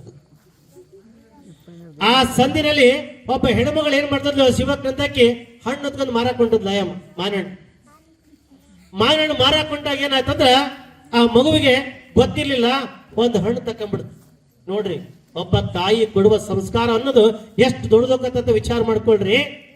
ಒಂದು ಹಣ್ಣು ತಗೊಂಡು ಗಡಗಡ ಮನೆಗೆ ಹೊತ್ತು, ಯವ್ವ ಹಣ್ಣು ತಂದನ ಬೇ ಎತ್ತಂದಯ್ಯಪ್ಪ, ಅಯ್ಯೋ ಶಿವಕ್ಕೆ ಹೊಟ್ಟದ್ದ ಗೊತ್ತಾಗ್ಲಿಲ್ಲ, ಅದಕ್ಕ ಒಂದ ತಕ್ಕಂದಂಗ ಬಂದ್ಬಿಟ್ಟೆ ಅಂತ. ಹೌದಾ, ಅಯ್ಯ ಕೊಡಿ ತರತ್ ತಂದು 12 ತರಕ್ ಬರ್ಲಿಲ್ಲ, ಎಂತ ಮಾತು ಹೇಳಿದ್. ಇದೇನು ಬಿಷ್ಟೇ ಬಿಡ, ಮುಂದಕ್ಕೋರ್ ಅಲ್ಲಿ ಸಿಗ್ತತೆ, ಆ ಕಡೆ ಮುಂದಕ್ಕೋರ 12 ತಕೊಂಬರ್ತ ಬಿಡ ಅಂತ ಹೋದ. ಮತ್ತೆರಡು ಹಣ್ಣು ತಗೊಂಡ. ಹಣ್ಣು ತಂದೆ ಅಂತಮ್ಮ, ಹೌದು ತಂದೆ. ಹಣ್ಣು ತಂದು ಚಲೋ ಆತು, ಬ್ಯಾಳಿ ಬೇಕಾಗಿತ್ತಲ್ಲ, ಹೌದಲ್ಲ, ಅಯ್ಯೋ ತತ್ತಂಬಿಡಿ ಬ್ಯಾಳಿ ಎಷ್ಟೊತ್ತಿಗೆ ಅಜ್ಜಿದ್ರ ಅಂಗಡಿ ಹತ್ರ ಐತಿ, ಓಕೆನೆ ಎಲ್ಲ ಕಲೆ ಮಗ್ಲ ಕುತ್ಕೊಂಡ್ ಚಿನ್ನಪ್ಪಣ್ಣ ಕೂಡ ಮೊದಲಕ್ಕಿಂತ ಒಂದ ಪಾವು ಬ್ಯಾಳಿ ಪಕ್ಕಡದ ಹಾಕ್ಯಂತಾನೆ. ಬರ್ತೇನೆ. ಬ್ಯಾಳಿ ತಗೊಂಡು ಮನೆಗೆ ಹೋದ, ಮನೆಗೆ ಕೊಟ್ಟ, ಇವ ಬ್ಯಾಳಿ ತಂದೆ, ಚಲೋ ಕೆಲಸ ಮಾಡಿತ್ತಮ್ಮ, ಬ್ಯಾಳಿ ತರ ತಂದೆ, ಒಂಚೂರು ಎಣ್ಣೆ ಬೆಲ್ಲ ತರಕ್ ಬರಲಿಲ್ಲ, ಅದೇಟ ಬಿಡು, ಮುಂದೆ ಕೆಂಚಣ್ಣ ಅಂಗಡಿ ಐತಿ, ಅಲ್ಲೊಂಚೂರು ಬೆಲ್ಲ ಇಸ್ಕೊಂಡ್ ಬರ್ತೀನಿ, ಹೆಂಗ ತರ್ತಾನೆ. ಅವ್ರು ಹೆಂಗಂದ್ರೆ ಒಳಕ್ ಬಿಟ್ಬಿಟ್ಟು ಒಳಕ್ ಹೋಗಿರ್ತಾರ, ಅವ್ರು ಬರೋದ್ಗೆ ಎಣ್ಣ ಅಂದ್ಕಂದ್ರೆ 2 ಹಚ್ಚ ಬೆಲ್ಲ ತಕೊಂಡ್ಬಿಡ್ತಾನ. ನಾನು ಕೆಂಚಣ್ಣ ಅಂಗಡಿಗೆ 2 ಬೆಲ್ಲ ತಕೊಂಡ್ರಿ, ಬೆಲ್ಲ ಎಣ್ಣೆ ಪ್ಯಾಕೆಟ್ ಬೇಕಾಯ್ತು. ಮುಂದೆ ನಮ್ಮ ಗಂಗಮ್ಮರ ಅಂಗಡಿ ಐತಿ, ಪ್ರವೀಣರ ಅಂಗಡಿ ಐತಿ, ಅಯ್ಯೋ ಅವರು ಹಂಗ ಮಾತಾಡ್ಕೊಂತ ಎಣ್ಣೆ ಪ್ಯಾಕೆಟ್ ತಕೊಂಡ್ಬರ್ತಾನಂದ. ಎಣ್ಣೆ ಪ್ಯಾಕೆಟ್ ತಂದ, ಬೆಲ್ಲ ಬಂತು, ಬ್ಯಾಳೆ ಬಂತು, ಎಲ್ಲ ಆತು, ಹೋಳಿಗೆ ಮಾಡ್ಕೊಂಡು ಎಲ್ಲ ಹುಂಡ್ರು. ಅವನಿಗೆ ಖುಷಿ ಆತ್. ನಮ್ಮವ್ವ ಏನಾರ ತಂದ್ರ ನನ್ನ ಚಲೋ ಅಂತಾಳ, ನನ್ನ ಒಳ್ಳೆಯವನಂತಾಳ, ನಾನು ಹಿಂಗ ಮಾಡ್ಬೇಕು ಅಂದ. ಆ ಮಗು ಬೆಳಿತಾ ಬೆಳಿತಾ ಬೆಳಿತಾ ತಾಲೂಕಿಗೆ ಕಳ್ಳಾದ, ಜಿಲ್ಲಾಕ್ಕಾದ, ದೇಶಕ್ಕೆ ಮೀರಿದ ಕಳ್ಳಾಗ್ಬಿಟ್ಟ. ದೊಡ್ಡ ದೊಡ್ಡ ಕಳ್ಳತನ ಮಾಡ್ದ, ದೊಡ್ಡ ದೊಡ್ಡ ದರೋಡೆ ಮಾಡ್ದ, ಸಾಕಷ್ಟು ಹಣವನ್ನ ಸಂಪಾದನೆ ಮಾಡ್ದ. ಆದರೆ ಒಂದ್ ದಿವಸ ಅವನಿಗೆ ಬಂತು, ಏನ ಸಿಕ್ಕಲ್ಲಿ ಅರೆಸ್ಟ್. ಅವನು ಎಲ್ಲಿ ಸಿಗುತ್ತಾನೋ ಆ ಮಗುವನ್ನ ಅರೆಸ್ಟ್ ಮಾಡಬೇಕು, ಅವನನ್ನ ಗಲ್ಲಿಗೇರಿಸಬೇಕಂತಕ್ಕಂಥ ಮಾತು ಆ ಸರ್ಕಾರದ ಆದೇಶ ಆತು. ಆದೇಶ ಆದಾಗ ಅವನ ಕರ್ಕೊಂಡು ಬಂದು ಗಲ್ಲಿನ ಕಂಬಕ್ಕೆ ನಿಲ್ಲಿಸಿ ನೇಣು ಹಾಕೋ ಸಂದರ್ಭದಲ್ಲಿ ಇವತ್ತು ಕೇಳ್ತಾರ, ನಿನ್ನ ಆಸೆ ಏನು ಅಂತೇಳಿ. ಆ ಆಸೆ ಏನು ಅಂತ ಕೇಳಿದಾಗ ಅವನು ಹೇಳ್ತಾರೆ, ಮೊದಲು ನನ್ನ ತಾಯಿಯನ್ನ ಕರೆಸ್ರಿ, ನಾನು ನೋಡ್ಬೇಕು ಅಂತೇಳಿ. ಆಯ್ತು ಅಂತೇಳಿ ಅವರ ಆದೇಶದ ಮೇರೆಗೆ ತಾಯಿಯನ್ನ ಕರೆಸಿ ಎದುರು ನಿಲ್ಲಿಸ್ತಾರೆ. ನಿಲ್ಲಿಸಿದ ತಕ್ಷಣ ಅವನು ಹೇಳ್ತಾನೆ, ಮೊದಲು ನಮ್ಮ ತಾಯಿಯನ್ನ ಗಲ್ಲಿಗೇರಿಸಿ, ಮೊದಲು ನಮ್ಮ ತಾಯಿಯನ್ನ ಗಲ್ಲಿಗೇರಿಸಿ. ಯಾಕೆ ಅವತ್ತು ನಾನು ತಂದು ಒಂದು ಮಾವಿನ ಹಣ್ಣನ್ನು ನನ್ನ ಮಗ ಕೆಟ್ಟದ್ದು ಮಾಡಿ ಅಂತ ಒಂದು ಹೊಡೆದ್ರೆ ಇವತ್ತು ನನ್ನ ದೇಶಕ್ಕೆ ಕಳ್ಳನಾಗ್ತಿದ್ದಿಲ್ಲ, ಇವತ್ತು ನನಗಿಂತ ಪರಿಸ್ಥಿತಿ ಬರ್ತಿರ್ಲಿಲ್ಲ. ಆದರೆ ತಾಯಿ ಮೊದಲೇ ಗುರು. ಯಾವುದೇ ಮಗು ತಪ್ಪು ಮಾಡಿದರೆ ಅದನ್ನು ಮೊದಲು ತಿದ್ದೋ ಪ್ರಯತ್ನವನ್ನ ಮಾಡ್ರಿ, ತಂದೆ ತಾಯಿಗಳಿರ್ತಕ್ಕಂಥದ್ದು. ನಾನು ಹೇಳಿದಲ್ಲ ಆಗ್ಲೇ, ಇವರು ಸುಮ್ಮನಿರಲ್ಲ, ಮುಂದೂರಾಗ ಆಡ್ಕೊಂತಾರ, ನಿಜವಾಗ್ಲು ಆಡ್ಕೊಂತಾರ. ಆ ಊರಿಗೆ ಹೋಗಿದ್ವಿ, ಆ ಹುಡುಗರು ಹಿಂಗ ಮಾಡ್ತಾರಂತ ಆಡ್ಕೊಂತಾರ. ಅದಕ್ಕ ಮಕ್ಕಳಾಗಿರ್ತಕ್ಕಂಥ ಗಲಾಟೆ ಮಾಡಬೇಡಿ. ಶಾಲೆಯಲ್ಲಿ ಹೆಂಗ ಶಿಸ್ತಾಗಿ ಕೂಡ್ತಿರೋ ಹಂಗ ಕುತ್ಕೊಂಡು ಕೇಳಿರ ನಿಮಗೆ ಜ್ಞಾನ ಬರುತ್ತೆ. ನೀವು 4 ಜನರಿಗೆ ಹೇಳುವಂತ ವಿಚಾರವನ್ನ ಜ್ಞಾನ ಬೆಳೆಸ್ಕೊತೀರಿ. ಇಂಥ ಸಾಕಷ್ಟು ಪುರಾಣ ಕಾರ್ಯಕ್ರಮಗಳನ್ನ ನಾವು ಮಾಡಿದೀವಿ. ಆದ್ರೆ ನಮ್ಮ ಗ್ರಾಮದಲ್ಲಿ ಮತ್ತೊಬ್ಬರು ಹೇಳಬೇಕನ್ನೋ ವಿಚಾರಕ್ಕ ನಾವು ತಗೊಂಡಿದ್ವಿ. ಆದರೆ ಗುಡ್ಡಾಪುರದ ಅನಮ್ಮ ಇವತ್ತು ನಮಗೆ ಪರೀಕ್ಷೆ ಕೊಟ್ಬಿಟ್ರು, ಎಕ್ಸಾಮ್. ಒಳ್ಳೆ ಪರೀಕ್ಷೆ ಇಟ್ಟಿರು ಇವತ್ತು, ನಮ್ದು ಫೈನಲ್ ಎಕ್ಸಾಮ್ ನಮ್ದು ಇವತ್ತು. ಅದು ಏನ್ ಮಾಡ್ತೀಯ ಮಾಡಪ್ಪ ಇವತ್ತು ನೋಡೋಣ. ನೀನೇ ಪ್ರವಚನ ಮಾಡಬೇಕು ಅನ್ನುವಂತ ವಿಚಾರವನ್ನ ಗುಡ್ಡಾಪುರ ದಾನಮ್ಮ ನಮ್ಮ ಮುಂದೆ ಇಟ್ರು. ಯಾಕೆಂದ್ರೆ ಶಿವಾಚಾರ್ಯ ಬರುವ ಮಧ್ಯದಲ್ಲಿ ಬರ್ತಾ ಇದ್ದಾರೆ, ಬರೋ ಸಂದರ್ಭ ಆದ್ರೆ ಸಮಯ ವಿಳಂಬವಾಗ್ತದೆ ಅನ್ನೋ ಉದ್ದೇಶಕ್ಕೆ ನಾವು ಪುರಾಣವನ್ನ ಚಾಲೂ ಮಾಡಬೇಕಾಯ್ತು. ಆದ್ರೆ ಇವತ್ತಿನ ವಿಚಾರವನ್ನ ಆ ಗುಡ್ಡಾಪುರದ ನಮ್ಮ ದೇವಿಯು ಕೂಡ ಅನಂತ ರೀತಿಯ ನಮಗೆ ಮಾತನಾಡುವಂತ ಚೈತನ್ಯ ಕೊಟ್ಟಿದ್ದಾರೆ. ಅಂದ್ರೆ ಅದಕ್ಕೆ ಆ ದೇವಿಯ ನುಡಿ ಕಾರಣ ಅಂತಕ್ಕಂಥ ಮಾತನ್ನ ನಾವು ಹೇಳಕ್ ಇಷ್ಟಪಡ್ತಾ, ಹೆಚ್ಚಿನ ಸಂಖ್ಯೆಯಲ್ಲಿ ನೀವೆಲ್ಲರೂ ಭಾಗವಹಿಸಿ. ಯಾಕೆಂದ್ರೆ ಇದರಲ್ಲಿ ಪುಣ್ಯ ಬರ್ತದೆ. ಏನೇನು ಪುಣ್ಯ ಬರುತ್ತೆ ಅಂದ್ರೆ, ಊಟಕ್ಕೆ ನೀಡೋರಿಗೆ 1 ಪುಣ್ಯ, ಎಲಿ ತೆಗಿಯೋರಿಗೆ 1 ಪುಣ್ಯ. ಊಟಕ್ಕೆ ನೀಡೋರಿಗೆ 1 ಪುಣ್ಯ, ಎಲಿ ತೆಗಿಯೋರಿಗೆ 2 ಭಾಗದ ಪುಣ್ಯ. ಕಸ ಹೊಡೆಯೋನಿಗೆ 1 ಪುಣ್ಯ, ಕಸ ಹೊಡೆಯೋನಿಗೆ 2 ಪುಣ್ಯ ಆದರೆ ಕೂತ್ಕೊಳ್ಳೋರಿಗೆ 1 ಪುಣ್ಯ. ಹಿಂಗೆಲ್ಲ ಭಾಗವಾಗ್ತದೆ. ಕಸ ಹೊಡೆದವರಿಗೆ, ಊಟ ನೀಡಿದವರಿಗೆ, ಮಾತನಾಡಿದವರಿಗೆ, ಕೇಳಿದವರಿಗೆ. ದೇವರು ನಮಗೆ ಕಿವಿಯನ್ನು ಕೊಟ್ಟಿದ್ದಾನೆ. ಯಾಕೆ? ಶ್ರವಣ. ಕಿವಿ ಅಂದ್ರೇನು? ಶ್ರವಣ. ಕೇಳುವುದಕ್ಕೆ ಮಾತ್ರ ಕಿವಿ ಇದೆ. ಒಳ್ಳೆಯದನ್ನ, ವಿಚಾರವನ್ನ, ಜ್ಞಾನವನ್ನ ಕೇಳಬೇಕು ನಾವು. ಬಾಯಿಯನ್ನು ಕೊಟ್ಟಿದ್ದಾನೆ. ಎದಕ್ಕೆ? ಒಳ್ಳೆಯದನ್ನ ಮಾತಾಡು. ಎಲೆ ಎಂದರೆ ಸೊಕ್ಕು, ಅಹಂಕಾರ. ಏನಪ್ಪ ಅಂದರೆ ಭಾಷೆ ಮೃದು. ಎಲೆ ಎಂದರೆ ಅದಕ್ಕೆ ಅಡಿಕೆ, ಎಲೆ, ಸುಣ್ಣ ಉದಾಹರಣೆ. ಎಲೆ ಅಂದರೆ ಎಲೆ ವೀಳ್ಯದೆಲೆ, ಅದರಷ್ಟ ತಿಂದ್ರೆ ಬಾಯಿ ಕಾರಕತಿ. ವೀಳ್ಯದೆಲೆ ಅಷ್ಟ ತಿಂದ್ರ ಬಾಯಿ ಕಾರಕತಿ. ಅದನ್ನು ಸಮಾಧಾನ ಮಾಡಕ ಅಡಿಕೆ ಬಂತು. ಅದನ್ನು ಸಮಾಧಾನ ಮಾಡಕ್ ಅಡಿಕೆ ಬಂದ್ರು ಅಡಿಕೆ ಬಗ್ಲಿಲ್ಲ. ಅದು ಎಲೆ ತಡಿ ನೋಡೋಣ, ಇದಕ್ಕೊಂದು ಏನಾರ ಮಾಡ್ಬೇಕು ಅಂತೇಳಿ ಸುಣ್ಣು ಬಂತು. ಅದ್ರ ಜೊತೆ ಸುಣ್ಣು ಬಂದಾಗ ಕಪ್ಪಾತು ಅಡಿಕೆ. ಅಡಿಕೆಯಲ್ಲಿ ರುಚಿ ಆತು, ಟೇಸ್ಟ್ ಆತು, ತಿನ್ಲಿಕ್ಕೆ ತಾಂಬೂಲವಾಯ್ತು. ಮೊದಲು ಬರೀ ಎಲೆ ತಿಂದ್ರೆ ನಾಲಿಗೆ ಹೊಡೆದೋಗುತ್ತೆ. ಹಂಗೆ ನಾವು ಒರಟೊರಟಾಗಿ ಮಾತಾಡೋದ್ರಿಂದ ನಮ್ಮ ಮಕ್ಕಳಿಗೆ ಸಂಸ್ಕಾರ ಕಲಿಸ್ಲಿಲ್ಲ ಅಂದ್ರೆ ಆ ಮಗುವಿನ ತಂದೆ ಕಾರಣ ಆಗ್ತಾನೆ. ಇವತ್ತು ಈ ಊರಲ್ಲಿ ಏನಾರು ಒಂದು ಹುಡುಗ ಉಡಾಳ್ತನ ಮಾಡ್ತಾನ, ಅವನು ಯಾರು ಹಿರಿಯರಿಗೆ ಗುರಿಯರಿಗೆ ಗೌರವ ಕೊಡೋದಿಲ್ಲ ಅಂದ್ರೆ ಅದಕ್ಕೆ ತಂದೆ ಕಾರಣ ಆಗ್ತಾನೆ. ಇವತ್ತು ಈ ಊರಾಗ ಒಬ್ಬ ಹೆಣ್ಮಗಳು ಯಾರ ಮಾತು ಕೇಳಲ್ಲ, ಬಹಳ ಉಡಾಳದಾಳೆ, ಬಹಳ ಹಠ ಮಾಡ್ತಾಳೆ, ಎಲ್ಲರ ಜೊತೆ ಜಗಳ ಮಾಡ್ತಾಳೆ ಅಂದ್ರೆ ಅದಕ್ಕೆ ತಾಯಿಯ ಕಾರಣ. ಇವತ್ತೊಂದು ಹೆಣ್ಣು ನೋಡಕ್ಕ ನಾವು ಕೇಳ್ತೀವಿ, ತಮ್ಮ ಮೊದಲು ಹೆಣ್ಣು ನೋಡಕ್ಕಿಂತ ಮುಂಚೆ ಅವ್ರ ಅವ್ನು ನೋಡ್ಬೇಕಂತಾರೆ ಎಲ್ಲ ವಿಚಾರದಲ್ಲಿ. ಯಾಕ ಅವರು ಒಳ್ಳೆ ಗುಣ ಐತೇನ, ಅವ್ರಮ್ಮ ಚಂದ ಮಾತಾಡ್ತಾಳೇನ, ಇಲ್ಲ ಬಿಡ್ರಿ ಅವ್ರ ಮನ್ಯಾಗ ಅವ್ರ ಊಂದ ನಡೆಯೋದು ಹಂಗಾರೆ ಬೇಡ. ಯಾಕಂದ್ರ ಅವ್ರವ್ವ ಮಾತಾಡ್ತಾಳಲ್ಲ ಅಂದ್ರ ನಾಳೆ ಅಳಿಯಂದು ನಡೆಯಲ್ಲ ಅಂತ ಅರ್ಥ. ಯಾಕೆ ಗಂಡಂದು ನಡೆದಲ್ಲ ಅಂದ್ರ ಈ ಅಳಿಯಂದು ಏನ್ ಯಾಕೆ ಕುತ್ಕೊಳ್ಳಂಬಳ ಅಂತ. ಹಂಗ ಅಲ್ಲಿ ತಂದೆ ನಡೀತಿದಂದ್ರ ಅಳಿಯಗಳ ಜಬರ್ದಸ್ತ್, ನಮ್ಮ ಮಾವು ಚಲೋ ಇದ್ರ ನಾನು ಸುಖವಾಗಿರ್ತಾನೆ, ಎಲ್ಲದೂ ನನಗೆ ಕೊಟ್ಟು ಕಳಿಸ್ತಾನ ನೋಡ್ತಾನ ಅಂತೇಳಿ. ಹೀಗೆ ನಾವು ಸಂಸ್ಕಾರವಂತರಾಗಬೇಕು. ಮಕ್ಕಳಾಗಿರ್ತಕ್ಕಂಥ ಯಾವ ಊರಾಗಾದ್ರೂ ಇಷ್ಟೇ ಮಾಡಬೇಕು, ಜಾಸ್ತಿಯನ್ನ ತುಂಡುತನ ಮಾಡಬೇಕು, ಮಾಡಬಾರ್ದು ಅಂತಲ್ಲ. ಆದರೆ ಸಮಯಕ್ಕನುಗುಣವಾಗಿ ಎಲ್ಲಿ ನಾವು ಮಾತಾಡಬೇಕು, ಎಲ್ಲಿ ಮಕ್ಕಳು ಮಾತಾಡಬಾರ್ದು, ಎಲ್ಲಿ ಕಿರ್ಚಬೇಕು, ಎಲ್ಲಿ ಕೂಗಾಡಬೇಕು ಅನ್ನೋದನ್ನ ತಿಳ್ಕೋಬೇಕು. ಆ ಸಂಸ್ಕಾರ ನಿಮ್ಮಲ್ಲಿ ಬರಬೇಕಂತಕ್ಕಂಥ ಮಾತನ್ನ ನಾವು ಇವತ್ತು ಕಳೆಕಳಿಂದ ಹೇಳ್ತಾ ಇದೀವಿ ನಿಮಗೆ. ಯಾಕೆಂದ್ರೆ ಈ ವಚನಕ್ಕೆ ಬರ್ತಕ್ಕಂಥ ಮಕ್ಕಳು ಸಾಕಷ್ಟು ಮಕ್ಕಳು ಬರ್ತಾರ. ಇರ್ಲಿ ಚೇರ್ಮನ್ರ ಬರ್ತಾನೆ, ಅಲ್ಲೇ ಸ್ವಲ್ಪ ಬರ್ತಾನೆ, ಚೇರ್ಮನ್ರ ಬರ್ತಾನೆ, ನಮ್ಮ ಮಾಜಿ ಚೇರ್ಮನ್ ಹೇಳ್ರ ಕೂತ್ಕೊಳ್ರಿ, ಬರ್ತಾನೆ ಕೂತ್ಕೊಳ್ರಿ, ಸ್ವಲ್ಪ ಮುಗೀತು ಹೊಂಟ ಬಿಡ. ಹೀಗೆ ಆ ಮಗುವಿಗೆ ಸಂಸ್ಕಾರವನ್ನ ಕಲಿಸಬೇಕು. ಇಂದಿನಿಂದ ನಮ್ಮ ಗ್ರಾಮದ ಮಕ್ಕಳೆಲ್ಲರೂ ಕೂಡ ನಮಗೆ ಸಂತೋಷವಾಗಿ ಚಂದನೆ ಬರಬೇಕು. ಆ ಮಕ್ಕಳು ಒಂದು ಕಡೆ ಸೈಡ್ಗೆ ಶಾಸ್ತ್ರಿಗಳವರು ಕೆಲ ವಿಚಾರಗಳು ಹೇಳಿದ್ರು, ನಮ್ಮ ಗವಾಯಿಗಳವರು ಒಳ್ಳೆ ಒಂದು ಹಾಡಿನ ಮೂಲಕ ತಿಳಿಸಿಕೊಟ್ರು. ಅವರ ದನಿ ಹೇಗಿದೆ, ಅವ್ರು ಹೇಗೆ ಆಡ್ತಾರ, ತಬಲಾಜಿ ಅವ್ರು ಹೇಗೆ ನುಡಿಸ್ತಾರ, ಇವನ್ನೆಲ್ಲ ತಾವು ವಿಚಾರ ಮಾಡಿದಾಗ ನಿಮ್ಮ ಮನಸ್ಸಿನಲ್ಲಿ ಇರ್ತಕ್ಕಂಥ ಕೆಲವೊಂದು ಏನು ಕೆಟ್ಟ ವಿಚಾರಗಳಿರ್ತಾವಲ್ಲ ಅವು ದೂರ ಆಗ್ತಕ್ಕಂಥ ಕೆಲಸ ಭಗವಂತ ಮಾಡ್ತಾನೆ.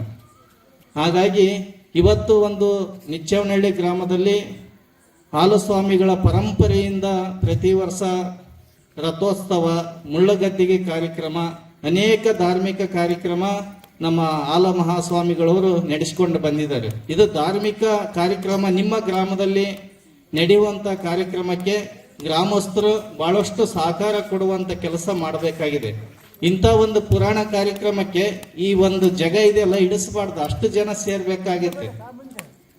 ಆದ್ರೆ ಇವತ್ತಿನ ವಾತಾವರಣ ಹಂಗಿದೆ. ಆದರೂ ಕೂಡ ನನಗೆ ಅಜ್ಜರ್ ಬಿಡಬಾರ್ದು. ಶಿವಶರಣಿ ಗುಡ್ಡಾಪುರ ದಾನಮ್ಮ ದೇವಿಯ ಪುರಾಣ ಹೇಳಿಸಿದ್ರೆ ನಮ್ಮ ಗ್ರಾಮಕ್ಕೆ, ಸುತ್ತಮುತ್ತ ಹಳ್ಳಿ ಗ್ರಾಮಕ್ಕೆ ಒಳ್ಳೆ ಮಳೆ, ಒಳ್ಳೆ ಬೆಳೆ, ಜನರಿಗೆ ಒಳ್ಳೇದಾಗಲಿ, ಅವರ ಕಷ್ಟಗಳ ದೂರ ಆಗಬೇಕಂತೇಳಿ ಎಲ್ಲ ಮಠ ಮಾನ್ಯಗಳು, ಎಲ್ಲ ಸ್ವಾಮಿಗಳು ಮಾಡ್ತಕ್ಕಂಥ ಕೆಲಸ ಕಾರ್ಯಗಳು. ಅದಕ್ಕೆ ಸಹಕಾರ ಕೊಡುವಂತ ಗ್ರಾಮಸ್ಥರು ಸಹಕಾರ ನೀಡಬೇಕು. ಇದು ಒಂದು ಮಠ ಅಂದ್ರೆ ಯಾವುದೇ ಜಾತಿಗೆ ಸೀಮಿತವಾಗಿರ್ತಕ್ಕಂಥ ಮಠ ಅಲ್ಲ, ಎಲ್ಲಾ ಜನರಿಗೆ ಬೇಕಾಗಿರ್ತಕ್ಕಂಥ ಒಂದು ಹಾಲಸ್ವಾಮಿಗಳ ಪರಂಪರೆ ಮಠ ಇರ್ಬೋದು, ನಮ್ಮ ಗೋಣಿ ಬಸವೇಶ್ವರ ಮಠ ಇರ್ಬೋದು, ಅನೇಕ ಮಠಗಳು ಎಲ್ಲರಿಗೆ ಸಂಬಂಧಪಟ್ಟಿರ್ತಕ್ಕಂಥ ಮಠಗಳು ನಿಮಗಾಗಿ ಮಠಗಳು ಆಗಿದವು. ನಮಿಗಾಗಿ ಮಠ ಅಲ್ಲ, ನಿಮಗಾಗಿ ಮಠ.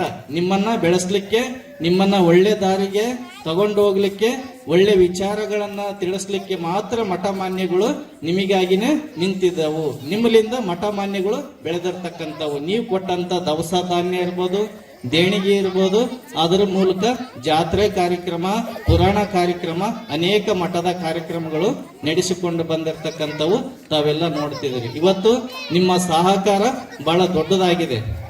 ಇವತ್ತು ಏನೇ ಒಂದು ಮಠದಲ್ಲಿ ಕಾರ್ಯಕ್ರಮ ನಡೀತೈತೆ ಅಂದ್ರೆ ನಿಮ್ಮ ಕೈಲಾದಷ್ಟು ಮಟ್ಟಿಗೆ ದೇಣಿಗೆವನ್ನ ಸಹಕಾರ ಕೊಟ್ರೆ ಇನ್ನು ಕಾರ್ಯಕ್ರಮ ಹೆಚ್ಚಿನ ಮಟ್ಟದಲ್ಲಿ ನಡೀಲಿಕ್ಕೆ ಸಾಧ್ಯ.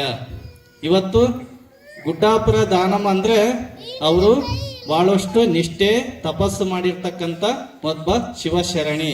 ಅವರ ಮಹಿಮೆ, ಅವರ ಪುರಾಣವನ್ನ ತಾವು ಕೇಳ್ಕೊಂತ ಹೋದಾಗ ಆ ಎಮ್ಮ ಹೆಂಗ್ ಬಂದ್ಲು, ಮುಂದೆ ಏನ ದಿನನಿತ್ಯ 3 ಟೈಮು ಆ ಎಮ್ಮನ ಬದಲಾವಣೆ ನಾವು ಕಾಣ್ತೇವೆ. ಫಸ್ಟಿನ ಪೂಜೆಗೆ ಒಬ್ಬ ಬಾಲ್ಯ ವಯಸ್ಸು, ಮಧ್ಯ ವಯಸ್ಸು ಮತ್ತು ಮುಪ್ಪಿನ ವಯಸ್ಸಿನ ಪೂಜೆ ಕಾರ್ಯಕ್ರಮ ದಿನನಿತ್ಯ ನಾವು ಆ ಗುಡ್ಡಾಪುರ ದಾನಮ್ಮನ ಕ್ಷೇತ್ರಕ್ಕೆ ಹೋದ್ರೆ ಮಾತ್ರ ನಮಗೆ ಕಾಣ್ಲಿಕ್ಕೆ ಸಾಧ್ಯ.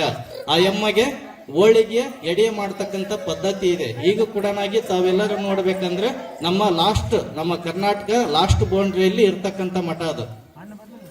ಬಹಳಷ್ಟು ಒಂದು ಶಕ್ತಿ ಉಳ್ಳವಂತ ಗುಡ್ಡಾಪುರ ದಾನಮ್ಮ ದೇವಿಯ ಪುರಾಣವನ್ನು ನಮ್ಮ ಅಜ್ಜವರು ಅದನ್ನ ನಮ್ಮ ಗ್ರಾಮಕ್ಕೆ ಆ ಪ್ರವಚನ ನೀಡಬೇಕು, ನಮ್ಮ ಗ್ರಾಮಕ್ಕೆ ಒಳ್ಳೇದಾಗ್ಬೇಕಂತೇಳಿ ಆಯ್ಕೆ ಮಾಡ್ಕೊಂಡಿದ್ದಾರೆ. ನೀವೆಲ್ಲ ಖುಷಿ ಪಡತಕ್ಕಂಥ ಕೆಲಸ ಆಗಬೇಕಾಗಿದೆ.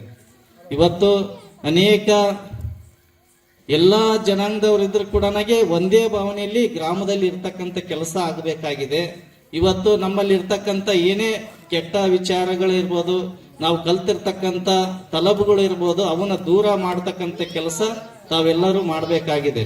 ಇವತ್ತು ನಾವು ಬರೋದು ಅಪರೂಪ, ಹೋಗೋದು ಯಾವಾಗ ಹೋಗ್ತೇವೆ ಗೊತ್ತಿಲ್ಲ. ಹಾಗಾಗಿ ನಾವು ಇರೋ ತನಕ ಒಳ್ಳೇದನ್ನ ಮಾಡಿಕೊಂಡು ಹೋಗುವಂತ ಕೆಲಸ ಆಗಬೇಕು. ಇವತ್ತು ನಾವು ಸುಮಾರು 4-5 ದಿವಸ ಜಾತ್ರೆ ಕಾರ್ಯಕ್ರಮದಲ್ಲಿ ಬಹಳಷ್ಟು ಆರೋಗ್ಯದಲ್ಲಿ ತೊಂದರೆ ಆಗಿರೋದ್ರಿಂದ ಅಜ್ಜರನ್ನು ಕೇಳ್ಕೊಂಡು ಬಂದು ಒಂದು ಅರ್ಧ ಗಂಟೆ ತಮ್ಮ ಕಾರ್ಯಕ್ರಮಕ್ಕೆ ಪಾಲ್ಗೊಂಡು ಹೋಗ್ತೇವೆ ಅನ್ನೋದಕ್ಕೆ ನಾವು ಅಜ್ಜರನ್ನು ಕೇಳ್ಕೊಂಡಿದ್ದೀವಿ. ಇವತ್ತು ನಮ್ಮ ಆರೋಗ್ಯ ಸ್ವಲ್ಪ ಸರಿ ಇಲ್ಲೋದ್ರಿಂದ ನಾವು ಮತ್ತೂ ಕೂಡ ಮಠದ ಇನ್ನೂ ಒಂದು ಕಾರ್ಯಕ್ರಮ ಇದೆ, ಆ ಕಾರ್ಯಕ್ರಮಕ್ಕೆ ಹೋಗ್ಬೇಕಾಗಿದೆ.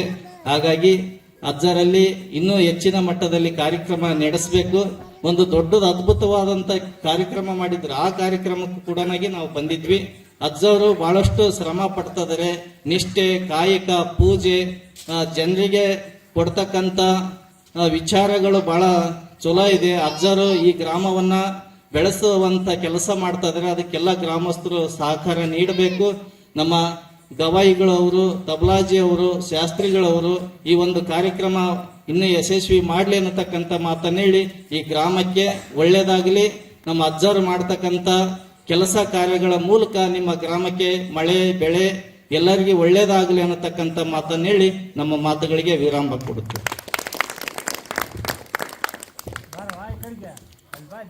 ಕೊರಳಿ ಕ್ಷೇತ್ರದ